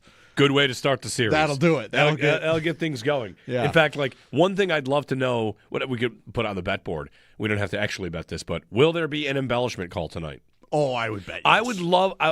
they won't. You can't get this in any of the books. I'd like to put $10 on there will be a trip and embellishment. Yes. Where they get both of them. Right. Because maybe the officials are seeing, yes, there have been some embellishments in this series, and I'd like to send that message without giving a power play. Right. So we'll try it one time where both of you are going to go. Exactly. And when we will, of course, say, well, if it was a trip, how could you possibly embellish? But whatever. Yes, of course. I anticipate a hook and an embellishment, and in sportsmanlike. I think a holding of the stick. Something. Yeah. We will get one of those where the person trying to draw the penalty is going to the box. I anticipate that fully tonight. Who's most likely to be that guy on? For Montreal? Yeah, I Montreal. mean, karma says it should be Caden Goalie. Right. Right? Of course, that guy was doing that all over the place. Yeah. Could be Slavkovsky. Could be. Could be, I don't know. We'll find out. Yeah. Sabres-wise, I could see Benson making that play. Just getting called for embellishment? Yeah, you guys want to play the game? I'll play the game, and then he ends up getting nailed for it because that's just, I think refs would look to him for that kind of thing. Yeah. So I was just thinking about that this morning of I'm scared he's going to get slashed and, drop something, and somebody's going to be upset about it. We'll see.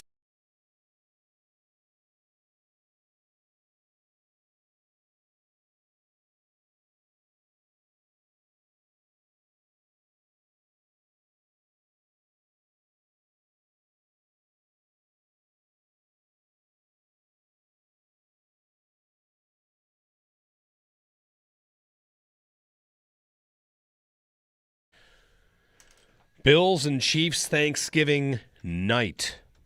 The biggest problem is that your schedule for watching the early games, the 1 o'clock and the 4 o'clock, Bears-Lions is good, and Eagles-Cowboys is good, and then Bills-Chiefs, which, what's the Chiefs' record going to be by then?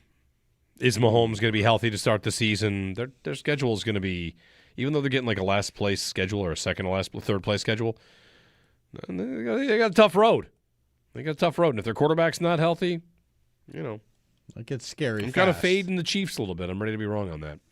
803-0550 is our phone number. Thanksgiving night. Trying to think of all the elements of it.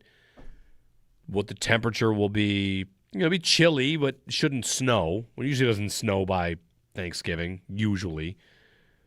Yeah. I mean, it can, but the odds that we hit snow on that day, I think, are slim. Pretty low, yeah. Thanksgiving is it's the 26th this year. So November 26th, Thanksgiving night. Bills, Chiefs. So that stadium will have one more Thanksgiving than the other stadium ever did. Right. 50 whatever years at Highmark and no Thanksgiving games in this. Welcome to the show. One. So. Yeah, that's probably a pretty big factor in having them play at least one of those. I wonder about that, right? Because they haven't been on Thanksgiving at home the entire time yet, and they've definitely been worthy of it. Right. I wonder if the new stadium, from a technological standpoint, like they did have to do, however many years ago, a lot of upgrades to get to a point where the networks could work with their facilities. And the new one, of course, will be state of the art in that department and a lot easier. And I wonder if networks and schedule makers are much more willing to say, like, oh, yeah, we'll just pop right in. Easy. Is it much more plug and play? These are questions for somebody down there, which I'm sure we can get answers to that. I'm sure that they had to factor in. Yeah, they probably get plans from the league. Like, all right, what do we need to be as easy to work with for everybody as we need to be? Listen, we learned along the way that when you design a stadium, you have to send it to the league, and they have to approve it based on where the cameras for television will be. Right. You can't just do whatever you want. No. There has to be an adequate, an appropriate spot where your angle doesn't have people getting in the way, and they might come back to you and say, this is a problem over here. Move things. You're designing a stadium, and the league is thinking about television because, of course, like they make so much money out of television. So, right. Could it, of course, have been the new stadium that's the final thing that pushes the Bills across the line? Bills-Chiefs not being on CBS, no Nance and Romo for this game, which has been how many times in a row? Oh, every time they play, it's those two. So it'll be Tirico and Collinsworth, I would think, for the Thursday night game. All right. And then Christmas, I think Christmas is Netflix at Denver. That one is less firm. I had somebody send me a full list of what we have in terms of the leaks. And again, should I just read these to you? How many are confirmed? The opener is confirmed. We know that. Thanksgiving Chiefs is about as close to confirmed as it gets. Other than that, this person has the Broncos on Christmas, the Rams on a Monday night, week 5, the Raiders the following week. I don't know if the Bills would stay out west from L.A. to Vegas in back-to-back weeks. Maybe, maybe not. The Jets thrown in there in week 10. I saw that leak. The Bears late in the season on a Saturday. And this has the Bills closing at the Patriots also. So we'll see. Okay. And the opener would be at Minnesota. The opener is down to 3. At Minnesota, at Green Bay, at Houston. If you're picking which one you'd like, I think you'd like to pick Minnesota. I think that easiest one, Kyler Murray's debut, right? Like, I think you'd feel good about Minnesota week 1, although the defense could present some challenges. So we'll see. Maybe Minnesota, maybe Green Bay, maybe Houston in week 1. Paul Hamilton and more of your phone calls on the other side as it's schedule release day, but also, of course, tonight, Game 5 downtown, Sabres and Canadiens, and you can hear it here on WGR.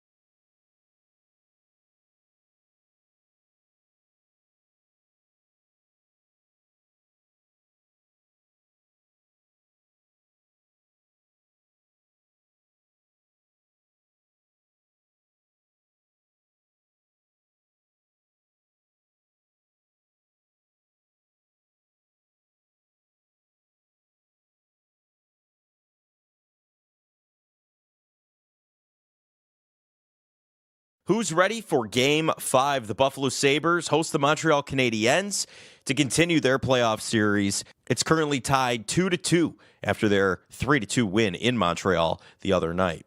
Puck drop is set for 7 o'clock. Pregame at 6 right here on WGR. Looking around the NHL playoffs, Colorado closed out their series against Minnesota. Minnesota did have the lead. Colorado, though, able to rally, get the job done. They win their series in 5 games. They won 4-3 in overtime.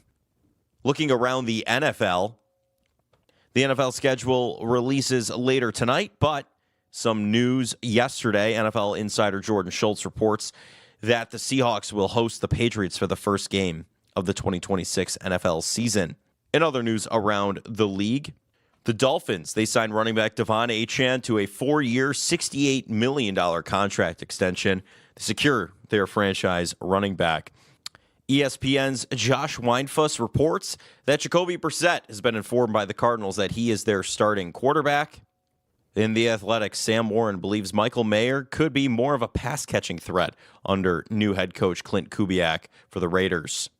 Also, the PGA Championship underway as we speak.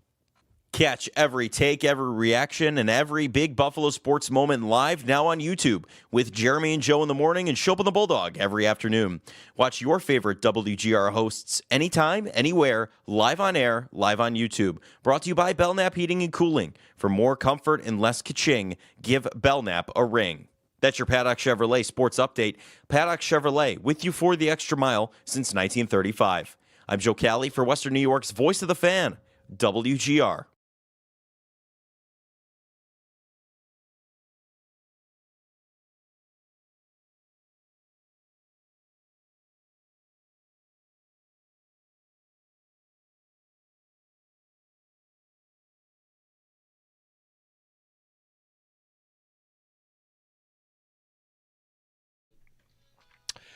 Mr. Paul Hamilton ahead of Game 5 tonight. His appearance brought to you by Raylax Honda. Raylax, we got this. Paul just got another schedule leak. I know this is a very big one for you. The Jets will visit the Titans in Week 1. Revenge game for Robert Saleh, former Jets coach. Well, I don't know if you know. I have season tickets to the Titans games. So, yes. Big fan. You're going to sell that one on the secondary market. Jets fans will be making the trip. Actually, I know. I can make a killing on that. They really might. They might think like, hey, we're not 10 games under 500 yet. So, anyway, NFL schedule coming out. How do you like Thanksgiving night for the football team? Be different. I don't hate it. You're usually traveling with the hockey team as it is, so it's not even that unusual to be gone around that time, right? Well, yeah. Well, usually the Sabres in Thanksgiving time are home. Definitely home like the Wednesday before, day after, and that kind of thing. Yeah.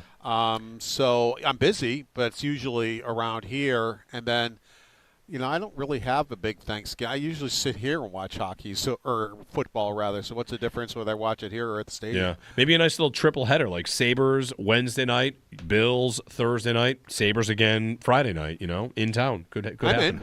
Yeah, Sabres and Chiefs Thanksgiving night appears to be the big one that has been.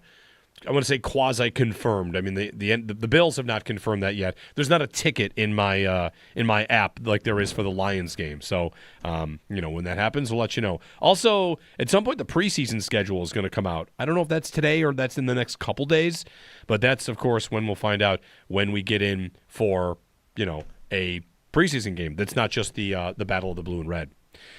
803-0550 is our phone number. All right, Paul. Well, how you feeling today? What's the vibe today? Well, today is the Battle of the Blue and Red. Yes, it is. Yes, it is. Yeah, it's they gotta they did beat Montreal in one of the home games. I mean, each team won a road game, and so the Sabres have 2 home wins. But as Lindt Ruff said before he left Montreal, they have to figure out a way to be better at home, to be able to take advantage now, because they've gotten the home ice advantage back with that win in Montreal. So it's now the best 2 out of 3. 2 of them are here in Buffalo. Yeah. So, you have to figure out how are you going to take advantage of that. We opened the show talking about goalie and whether or not Lindy would really go back to the rotation. And when we talked about it with Marty, he shot that down right away. It's like, it's going to be Luukkonen tonight. There's no doubt about it. Right? With Lindy, I never know. That's what I thought. I thought, maybe he's really buying back into the rotation because they did it for so long. So I don't know. Marty made a convincing case that he played so well, and when Lyon played well, he kept the net. So, And that's all true. Right. Like, you're just going to go with, listen, you're both going to go in and out. We're going to need you both, but when a guy plays well, maybe he sticks this time. Maybe that's the difference for the postseason. I mean, when they were going back and forth in the regular season, it didn't matter if you had a good game. Right. They were staying with the rotation. I remember Lyon had a shutout in San Jose, and Luukkonen played the next game. It's just he liked that system, and I really think he was going back to it until Lyon got in the net and was lights out. And it's like, well, okay, let's not go back to that. Yeah. Let's just keep playing Lyon while he's really good right now. Yeah. Paul, one storyline to watch for tonight's game, Elliot Friedman of Sportsnet said that he thinks the officials will have an eye on diving. So, while Lindy might have made the suggestion that Montreal players are going down easy, I don't think it was simply sour grapes on his part. It feels like the people around the league might have noticed that game got a little sideways. Well, Lindy said yesterday that it happens everywhere. He goes, it's happening everywhere. He goes, power plays are at a premium. He goes, every team is doing it. And he said, whether you like it, what's happening or not, he goes, you better figure it out. Because he goes, you can't put your stick on people. You just can't. And, of course, the high sticking stuff is just taking care of your stick. There's been too much of that for the Sabres where, they're catching getting the high sticking penalties. And that's just, you got to take care of your stick. But as he's saying, he goes, the guys have to learn. And when you're in playoff hockey, it's not worth putting your stick on somebody and doing that because that's the kind of stuff that's going to get called. Like what Tage Thompson did. Lindy said probably in the regular season that's not called, but he goes, it's going to get called in the playoffs, and it's not worth trying it. It's not worth doing it. Early in the playoffs, Paul, we're talking about Boston being a stupid team. They take a lot of stupid penalties. Boston writers would come on and say that. This is not a team that does a lot of that, right? So, would you feel like that what happened in Game 4 was out of character for them and they just kind of get back to what they should do? Or do you see them frequently taking bad penalties? It is 2 games in a row. Game 2 was 5 offensive zone penalties. Yeah, no, it's 2 games in a row. And no, I was seeing it for a while, especially late in the third period. It was almost a nightly occurrence. They're going to have to kill a penalty in the last 5 minutes of the game. Why are they keep taking penalties in the last 5 minutes of the game? So, no, it has not been a chronic problem. It's basically been a problem of the last 2 games. And Tage Thompson laid it out there. He goes, we're letting things that are out of our control bother us. Yeah. And he said, and that's not something that's happened during the regular season, but this is the playoffs. This is new for many of them. They're amped up for it, and it's just a new experience for them. And penalties right now are part of the experience that they're not passing the test very well. Paul Hamilton joining us. His appearance brought to you by Raylax Honda. Raylax, we got this. Paul, who do they look to tonight? Is it Thompson and Tuck? Is it Benson and Doan? I mean, Benson and Doan each and every night seem to be putting it in. Who do you look for tonight? Well, Thompson's starting to get going a little bit. I mean, he has 1 point over a point a game, which some people might not have guessed that. But he's starting to get it rolling and getting some points and contributing offensively. Alex Tuck was doing really well in the playoffs. I think after 6 games, I think he had 7 points, and now all of a sudden he's gone dry. So they could use some production there, but I think it's to a point now where it's just get to your game and somebody is going to produce for you. I don't know if they're necessarily looking at we need to get production out of Tucker, we need to get production out of McLeod, who now is playing with Mallenstein and Greenway. That has to be better. I think they're more looking at it as, all right, we got to our game in Montreal. If we get to our game here in Buffalo and play the same way, somebody is coming through for us because that's what this team does. Yeah, I feel like, what game was it? Was it game 1 of this series? You liked the McLeod, Zucker, Quinn line, or was it a game in Boston? Because it feels like if I'm trying to get one line to start to pop, maybe Hellenius with Zucker and Quinn can make it happen.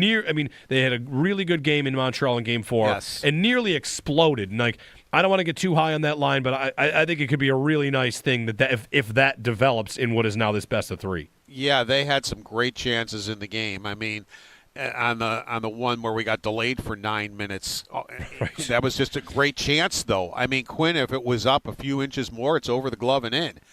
And very often he will get it over the glove and in, on an opportunity like that. Helenus on 2-on-1s got robbed twice. They had opportunities to score, and that wasn't coming their way. And I even thought McLeod was better in the role that he had. I thought he skated better. I thought he looked better out there on the ice. So I even thought he improved his game, even though they switched him off the line for a first time in a long time, because that's one line that Lindt Ruff always used to keep together, even when he was swapping the lines around. Paul, sometimes when we look at the ice time, there will be circumstances that lead Lindy to say, when Zucker only played however many minutes or when Power had a low number. Is there any getting around how much he played Helenus at 5-on-5? No, I mean, he played it because he was going well. I mean, Lindy will get a sense during the game of this line's going well, so they're going to play more than this other line is going to. Yeah. And especially all right, the Sabres have a top line, they have an energy line, but there absolutely is no line 2 or line 3 because it just depends who's going better. I mean, we both could sit here and make a case for either one of them to be the second line or whatever. And it just, I think, depends on the particular game who's going well. I thought Norris skated well in Montreal in Game 4 and made a great play, to set up a goal. He also made a great play late in the third to get a puck out when they were really trying to kill off the final minute or two. So, yeah, I mean, his defense has been fine during the playoffs. It's been where's the offense? Yeah, where's the creation? He was not even getting chances offensively, but I haven't really had a problem with his defense at all during the playoffs. Luke Schenn, right back to it? I think so. I mean, of course, part of the Luke Schenn was because of where they were and they got intimidated by that crowd, and he's somebody that can calm things down for them. I mean, nothing is going to surprise him anymore, a 2-time Stanley Cup champion, and I thought for what they used him for, it worked very well. He was out there for penalty killing for the most part. He did take some 5-on-5, but he didn't get a lot of time on the ice, 7 minutes, a little bit over. And I thought he was good out there. I mean, I never said to myself, or anything like that. I mean, I think he kept things simple, made sure the front of the net was cleared out, did a really good job penalty killing. And the crowd is on your side now, so that's part of the reason he was in there. So I don't see any reason to change it for this game because he wants those other guys to play more anyway. Paul Hamilton on the Wester Hotline tonight, Game 5 between the Sabres and Canadiens. You watched the rest of these playoffs, Paul? You seen Colorado just take everyone out, same with Carolina. Let me ask you this, because I have the thought that Carolina is definitely very good, but I'm not as impressed by what they've done as what Colorado has done. Colorado took out Minnesota, that I think is a very, very good team. Yep. And Carolina took out Ottawa, respect, and then Philadelphia, who, to me, congratulations. They're 8-0. I'm not over here thinking that the Hurricanes are unbeatable for whoever comes out of this series. Depends on if Anderson holds up. Anderson has not been able to be a playoff goaltender until now. He's been great in these playoffs. And I got to tell you, I was sitting there watching last night, and Colorado is down 3-0, and I said right away, where have I seen this movie before? I've seen it twice, and I saw it twice last year. And it was exactly the same in Colorado when the Sabres took a 3-0 first period lead there, and they lost that game. And that lost that game in overtime. And then, of course, we know what happened in Buffalo when it was a 4-0 lead, and they lost that game. They're really, honestly, I'm not. There was no question in my mind that Colorado was going to come back and win that game, just because I just kept saying to myself, I've seen this before, and I know how they are. And I just know they're going to come back and win. And they're at home, and sure enough, they did. All right, Paul. We'll talk tomorrow, and, whether they're up 3-2 or, down 3-2.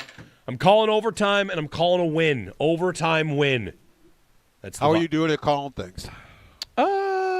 That's a great question. Wait, no. I'm tied for first place in the Drum Banger Draft Fantasy League, so I think I'm doing just fine. So you're doing well. Yeah, I think I'm doing all right. Your analytics are doing pretty well right now. I called overtime in Game 5 against Boston. I said I'm feeling overtime tonight, and I forgot to specify that the Sabres should win that, so people got mad. Tonight, I'm going to say overtime win, and an iconic memory at KeyBank Center in this. So these if playoffs. it's overtime, are we going to be there till 2 a.m? I hope not. I mean, I won't be there. You'll be there, so I hope not. Thanks, Paul. Take care. Paul Hamilton. He'll be, of course, at the arena tonight for Game 5. Man, what would the vibe be right now if they were down 3-1? It would be terrible. Oh. It would be so rough. I've thought about so that. So much worse if they had lost that game the other night. But they deserved to win it, and they did. So, I'm good with it. But, man, I would have not been wanting to consider the season ending tomorrow. I almost became retroactively more nervous about Game 4 because of how relieved I was after they won. I was like, I wasn't scared enough about how it was going to feel if they lost this game. You survive it and look back and think, whoa, yeah. Wait a minute. Yeah. All right, that could have been bad. That was really my feeling. I was nervous about Game 4, but then, they figure it out. But man, 3-1 versus 2-2 is just, there's plenty of arguments to be made about what the most critical game in a series is, but in the spot they were in, that was it. That's massive for me. So I am just, tonight I feel as good as I felt since after Game 1.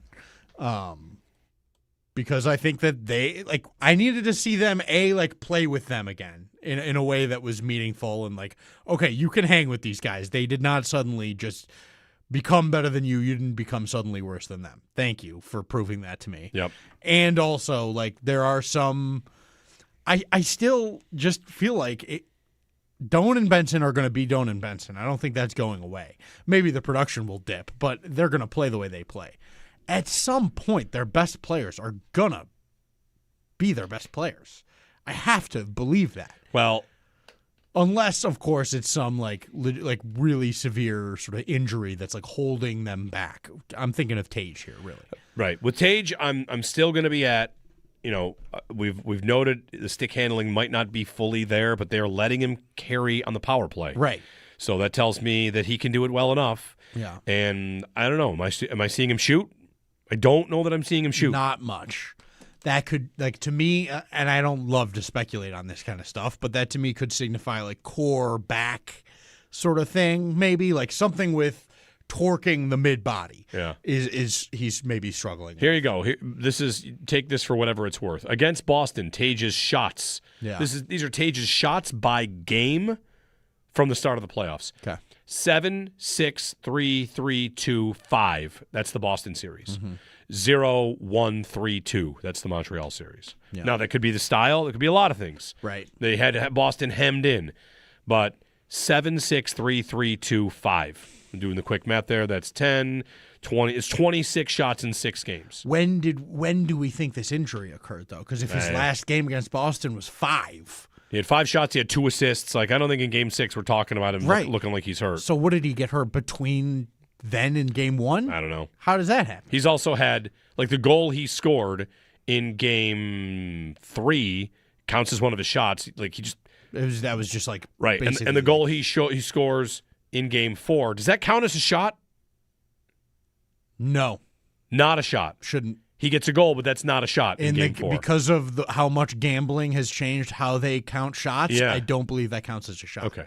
I believe that counts as a deflection. So he's got 6 thing. shots in 4 games, and against Boston it was 26 shots in 6 games. Yeah. Again, that can come down to a lot of things. Sure. I'm just, when I'm sitting here in my head saying, am I seeing him shoot? The answer is no, I'm not. That doesn't have to mean that's an injury. It could just mean Montreal's doing a really nice job on them, and that's very much true. Game 2, their expected goal share was 1.4. Yeah. The Lions had some rough moments. For sure. For sure they have. I feel great tonight. I'm not I was going to say I'm not nervous yet. I feel like even if they lose tonight, I'm okay. No matter what happens tonight, they showed they can win a game in Montreal. Right. Like I said, ahead of Game 4. They have to win one in Montreal, and it doesn't have to be this one. Well, it was that one. Right. Now you got to win 2 out of 3. Just wherever they are, doesn't matter. I don't know if I'm ready for 86 degrees in Game 7 on Monday. That's what we're looking at. Sweating, nervous all day. Jerry and Kenmore. Jerry, good morning. Good morning. I must admit, I watch sports sometimes much differently than a lot of people because I officiate a lot. I don't know if there's a sport that changes their rules during the postseason more than the NHL. There are plays in these games that during the regular season are not just penalties, they're finable and suspendable, like the cross-check on Hellenius' head, and they're not even penalties during the game. And then they call some ticky-tack stuff to keep people from doing it. How about keeping people from using their sticks on people's heads? Does player safety not exist in the playoffs, so they just ignore it? The other thing I'd be interested in, like, you see McAvoy's suspension? Yes, 6. So McAvoy got 6. If Boston had won the series, what would the suspension have been? 3? Yes. Because they say, this is a little bit of the backwards logic. They say the playoffs are more important, so 3 games in the playoffs equals 6 games in the regular season. Mm-hmm. And that's all well and good until you realize that you can do whatever you want at half price in the playoffs. Right. A 6-game suspension is only 3? But then you're missing time. I understand. More valuable. I understand. The reverse should be true. It should be double. Because if you're two-handing a player and you're doing a suspension-worthy thing in the postseason, the player you did it to matters a lot also. I think it should just be the same because the heightened importance of missing the games is the extra punishment to me. I think the fact that it's less means, well, we don't want to make it so bad on you guys. Right. And that's I agree. That's where I'm with you. I don't think making the punishment worse would make a ton of sense for me because they know how important it is, and if you're missing any time at all, that's huge. And if you're missing, McAvoy, say they win that series, okay, you're not back until maybe if you make it Game 7. Boston now misses their number 1 defenseman for the next series. Like that's terrible. 803-0550. Just as you finished up there, I got a clip of a Bryson DeChambeau putt. Oh no. Yeah, you're going to want to see this one. Oh, no. So Bryson DeChambeau on the – what hole is this? Tell me it's like 11th. His second hole. His second hole. He's got a putt from just off the fringe. I'd say this is like a 20-foot putt. And he misses to the right, and this putt rolls 50 to 60 feet by the hole. Oh, man. You kind of think like, oh, man, that's kind of bad. He missed by 5. Oh, no. Oh, word. Oh, my. Oh, no. Oh, dear, Bryson. That's awesome. I can't wait to find this clip. I've got a bunch of videos of him with a giant puffy jacket on. I don't dislike him. I mean, if this happened to anybody, you'd feel like, oh, man. The only thing about DeChambeau that to me is strange, you could be the biggest YouTube golfer in the world and not on the tour, and that's all well and good. I just think that's super lame. Yeah. Really lame. Not that making a living that way is lame. Just you're good enough to be competing, and you think it's not worth it. Yeah. Oh, I don't feel like doing it. Like, then you're not wired the way you need. Yeah, that's kind of how I feel about it. I just that's okay. Maybe that's why you aren't as good as you think you're supposed to be, Mr. Mad Scientist, is because you don't really care about competing. You care about clicks and money and whatever, and that's fine. And and whatever he likes the game maybe on a much more casual level, right? I think he's still obsessed with it. Maybe he doesn't want to grind it the same way. He yells at people like he's obsessed with it. He also like autographs for people during rounds. Right, he's great at that stuff, but maybe for self-rehabilitation reasons. There was a game. There was a tournament, was it last year, one of the majors? He's walking like the 16 to 17 signing balls. He's in the final pairing. Like, I don't know. Pinehurst when he won. Might have been. I do like him. There are not that many golfers I don't like. I'm fine with him. I don't love him. Who am I rooting for this week at Aronimink? Spieth? Always Spieth. Grand Slam. Jordan Spieth. The tournament has started. What hole is Spieth on? Do we have a Jordan Spieth hit it from under a bush par yet? We need a Spieth par. That would be awesome. Jordan Spieth pars are the best. I don't know if he's out there yet, but We'll see. The leader is someone by the name of Stefan Jaeger, a German golfer who is 4 under through 6. Oh, my goodness. I'm watching this Bryson putt. That putt? Yeah. Oh, it's pretty good. Gosh. It's pretty good. It's pretty good. Oh, man. Yeah. That sucks. Golf sucks. It's hard. It's very hard. 803-0550 to join us. There was an interesting question in the chat earlier about, like, all right, it's a little bit of a let's get stupid on our YouTube chat on what it means to bet the mortgage. Did you see that conversation? No, I missed that. So someone's like, I'm gonna bet my mortgage on Colorado. And the follow-up question was, you mean like a mortgage payment or the balance of your mortgage? And I thought, I've never thought of that before when you say bet the mortgage. I think of it as I'm betting everything I got. Yeah. Like I'm Put putting your the entire house is home value on Colorado to beat Vegas or Anaheim. My entire house value is on it. You can have my – I'm not going to do that, but Colorado's probably going to win that series. I would think so. Yeah. Maybe Vegas has a shot at it. Just maybe, because they always have like dark magic John on this Tortorella time of year. Will go like break something in Colorado's locker room. Torts. All right, 803-0550 is our phone number, and 1-888-552-550. Counting down. TikTok, 7 o'clock face-off at KeyBank Center here on WGR. We will monitor the NFL schedule leaks or reports or whatever you want. We've got lots of games that have leaked out, and we have a couple for the Bills that appear to have leaked out, including a couple of very, very high-profile dates. Jordan Schultz, first to report it, have seen a few more kind of on it. This one is the more firm of the two. We think the Bills are playing on Thanksgiving and Christmas. Both. Thanksgiving seems to be more firm, but it looks like Thanksgiving and Christmas. Christmas would be against the Denver Broncos. Christmas this year is a Friday, so I don't know if that makes it any different for you. But Christmas against the Broncos on the road, and then home Thanksgiving night against the Kansas City Chiefs. Two big holiday games. React, if you will. America can't get enough of the Buffalo Bills. Listen, they weren't on any of these spots last year, and I thought it was overdue. Yeah. So would you prefer 0 one year and 2 the next, or 1 every year? I was stunned that they didn't get one of the Thanksgiving or Christmas games last year or the year before. I know we had talked about last season, like at this time of year, like they're totally playing on Christmas. Yeah, like they're gonna play on Christmas. They didn't, and then they didn't play on. They didn't play on Black Friday. They didn't play on Thanksgiving. They didn't have any totally wacky day. It was just they had their primetime games, but Thanksgiving night. Let's start there for a minute. We'll get to Game 5 in a minute, but hey, this is what I feel like. This is what Sabres fans. When they're out having a beer tonight, they'll talk about the game, and they'll talk about Thanksgiving night, which it's the only game that's really up for grabs to host. And I am torn. I'm torn. I've lobbied for this spot before. I do think, every once in a while, if it's at home for Thanksgiving and at night, there's the potential for a really special day. Yeah. Like, what will my family do? I don't know. Will we have Thanksgiving at 1 o'clock and then get in the car and go? Will we, far more likely, deep fry a turkey in a parking lot? Right.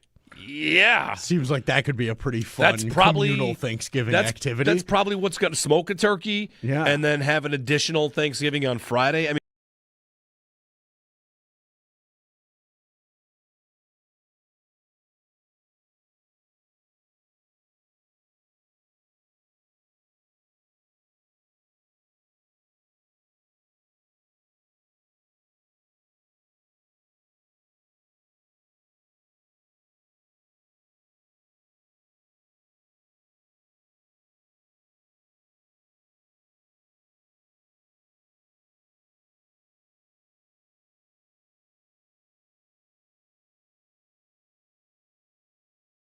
Marty Biron. You hear him on Sabres Live, of course. Marty, good morning.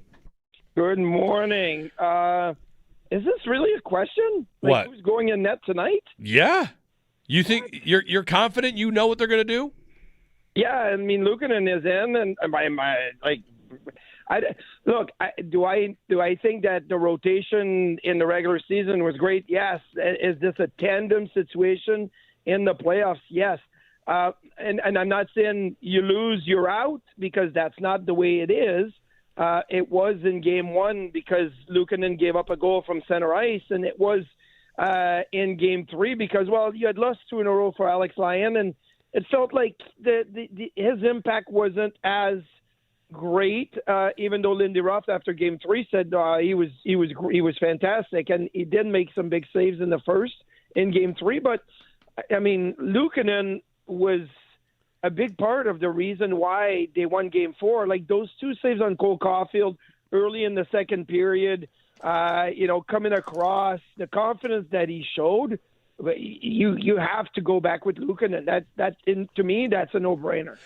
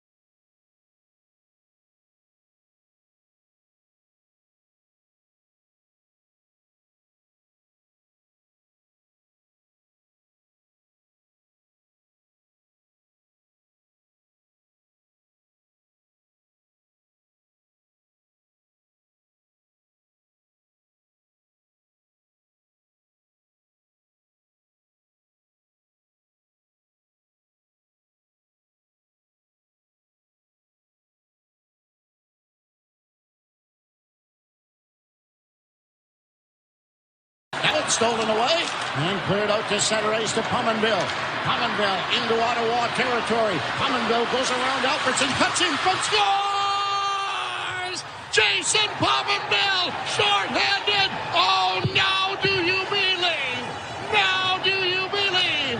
These guys are good, scary good, and they are going to either Carolina or New Jersey. The Buffalo Sabres knock off the Senators in overtime. Carolina that year beat Montreal in the first round. I always feel bad when you ask these questions because I was like 10. I'm pretty sure Carolina beat Montreal, and the reason it was Carolina or New Jersey was, I guess Carolina's playing New Jersey there in the second round, right?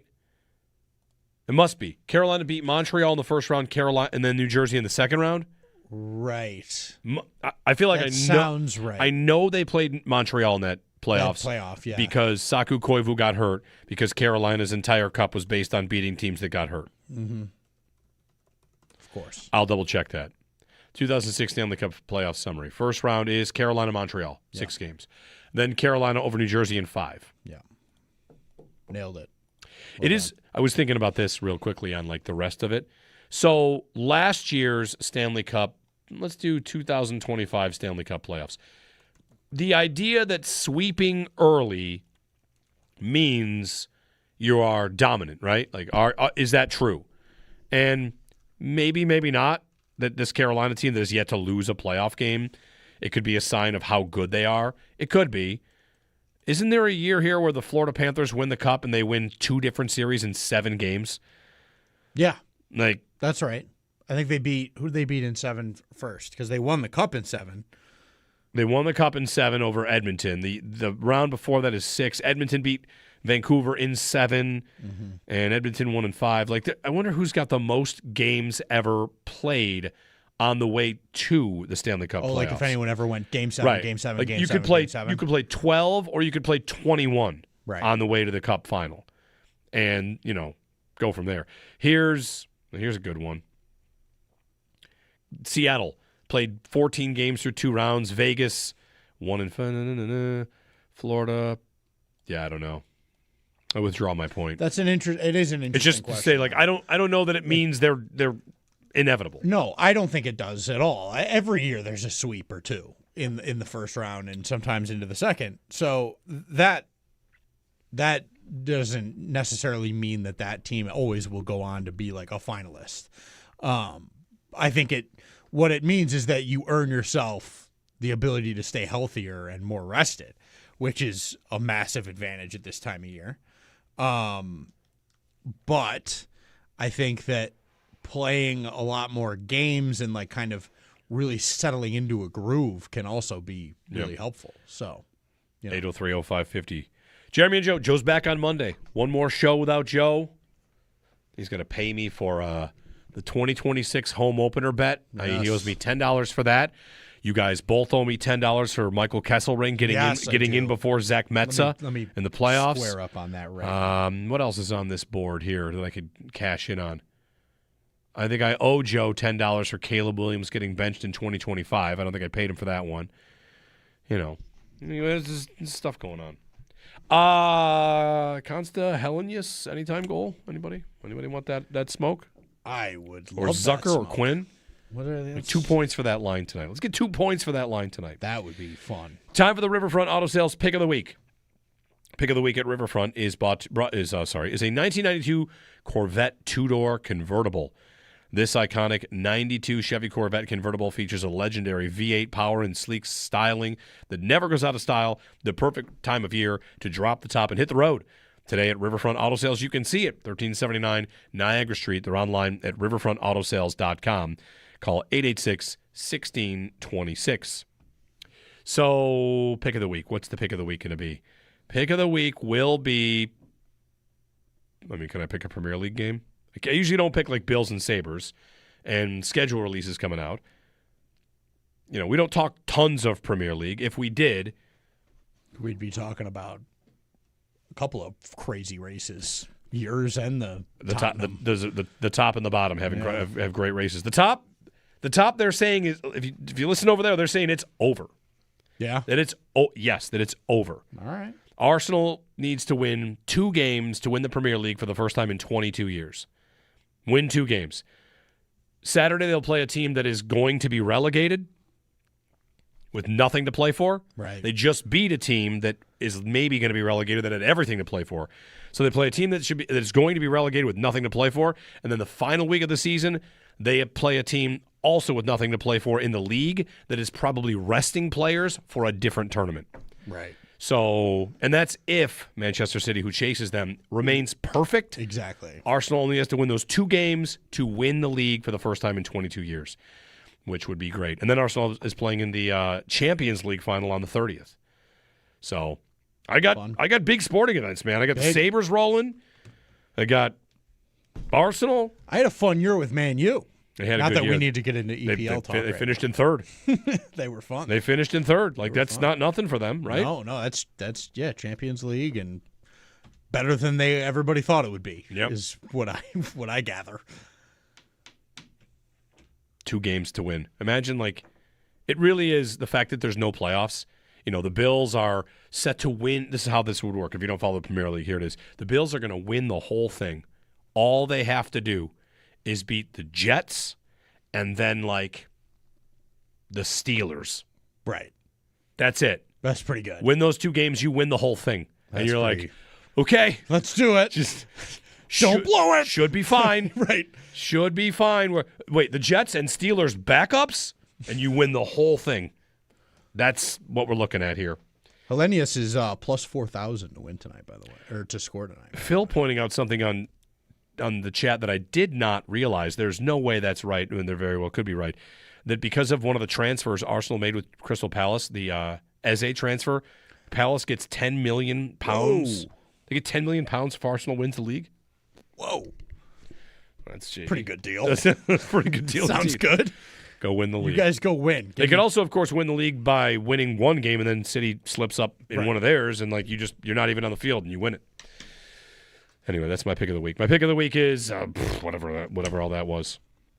Get to Riverfront. Get that 2-door convertible. 803-0550, 1-888-550-2550.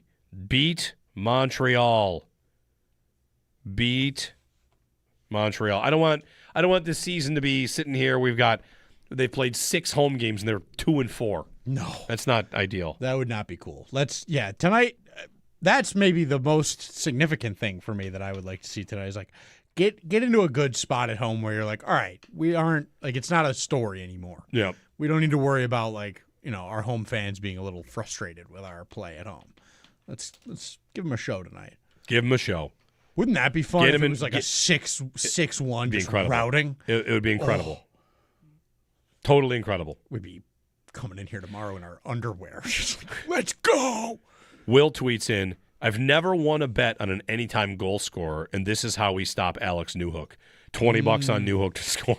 Love it. Listen, I am a big-time emotional hedger. I do it all the time. Like if the Sabres are up 4-0 after 2, I'm putting $5 on Montreal as the emotional hedge. This is the cooler theory where, $10 on Newhook to score. That'll keep him off the score sheet. I don't mind it. No. I don't mind it, Will. It's I think that's not gambling responsibly, but you actually don't even want to win because you're just using your own mush potential.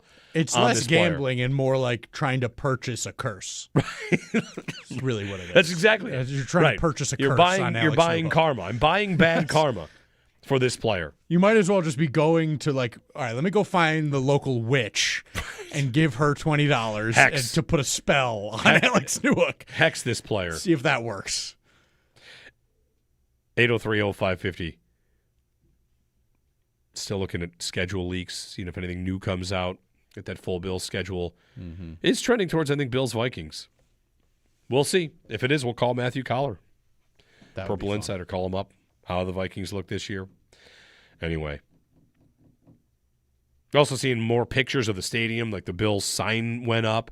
Right. More and more pictures. And the Battle of the Blue and Red is how many weeks away here? 1, 2, 3, 4, 5, 6, 7, 8, 9, 10. Like 12 weeks-ish.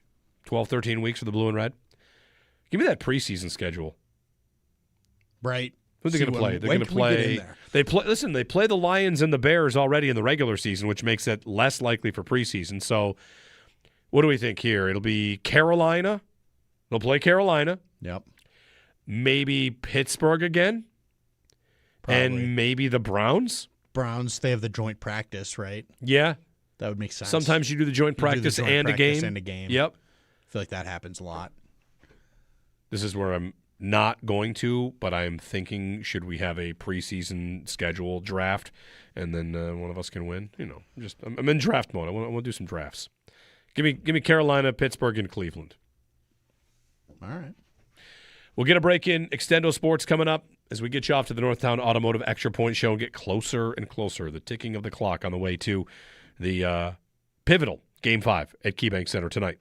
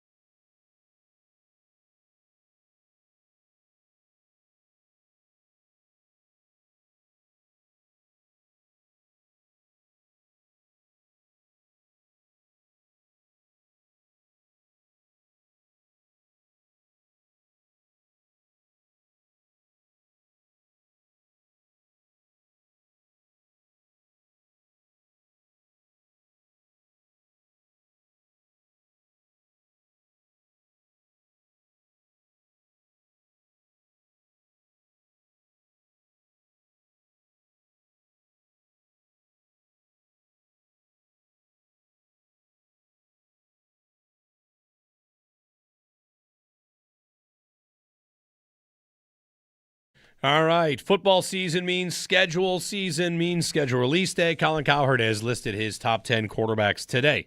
Hey, let's rank some quarterbacks. Top 10 based on production, durability, and career momentum. Career momentum. Can I get a definition on career momentum? Whatever you want. Whoa. Number 1's Josh Allen. Cool. Number 2 is Patrick Mahomes. Number 3 is? Lamar Jackson. No, he is number 7. Whoa. Okay. Production, durability, and career momentum. Right. Sorry. Lamar's number 7. Number 3 on that list would be... I'm having a hard time thinking who we would say here. Young guy? All right. Start naming some quarterbacks. Who's Matt Stafford. Who's 5th? What? Production, durability, career momentum. Jordan Love. Not in the top 10. Good. Man, I'm Drake May. Number 8. Justin Herbert. Number 4. Whoa. This is insane that Lamar's where he is with every name I name here. Who am I not getting to? Is it going to be something insane? Fernando Mendoza. No, but it catches an eye. I mean, it's Caleb Williams? Yep. That makes sense. I'm kind of upset it took me that long to get I might want a little more time on that one. A little more on that. Yeah. I think that Drake May is better than Caleb Williams today. I think that's right. You give Drake May, Caleb Williams offense and weapons, I think you'd see something pretty nasty, and the Patriots will see if they've upgraded his.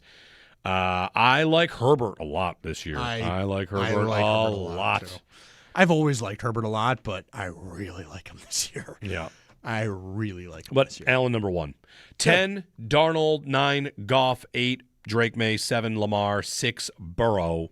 Stafford, Herbert, Caleb Williams, Mahomes, Josh Allen. It's crazy how long it took me to think of quarterbacks because I'm in such a hockey mindset right now that I'm like, who's Joe Burrow? I didn't even think of Joe Burrow's name, which is crazy because I, also obsessively follow that league. But I'm just so entrenched in the Sabres. One of the Bills' days that's been kind of like half reported is Bills at Raiders Week 6, which that's a good time to go to Vegas. Seems like it. I've been to Vegas a handful of times. I've gone when it's not nice enough out to go to the pool. It's not warm enough. And Week 6 in the NFL next year is going to be what? That's October 18th. October temperatures in Vegas are, like 80s at least. 80s. Gotta be. Highs in the 80s. So, good road trip. Very. Early October is 80s to low 90s. Last time they were in Vegas, you didn't get to go. COVID, all that. Right. So the high in October is 83-ish. That's the average. That's nice. That's not a bad trip. For that place. Like Miami, you want not when it's too hot. Right. Hit that nice little, sweet spot. All right, make our picks. What do we got tonight? I told you, Sabres, overtime, Quinn. Ooh, I like that. He's so due. He's so due. And Hellenius, that line's going to be on the ice a lot. Yeah. So Sabres, overtime, Quinn. I like that. Give me 5-1 Sabres, Hellenius 2 goals. Wow, people are going to like you more because it's way less stressful. I'm sorry. Less stressful. I'm ready to watch them just bury this team like they did in Game 1. Yeah. Even maybe a little different than Game 1. Like just skate them into the earth. Just dress warmly, everybody. Yeah. Highs in the upper 40s. I just saw someone posted a video driving down there. It might be fog. It might be precipitation. I couldn't even tell. Just kind of looked like, ugh. Yeah. Not something you want to be around. Not comfy. So, is what it is. All right. We're back tomorrow. 3-2, 2-3. Who knows? In full schedule. We'll be able to run through that. I will try to call Howard and see if he'll pick the Bills. He'll say no. He doesn't do that anymore, which, Debatable. Not sure about that, but I'll call him. Tweet at him. Definitely tweet at Howard today. Tweet at him that he needs to pick the Bills as soon as the schedule comes out, which would be tomorrow, Talk with us about the Sabres in Game 5, and Howard picking the Bills. Until tomorrow, go Sabres.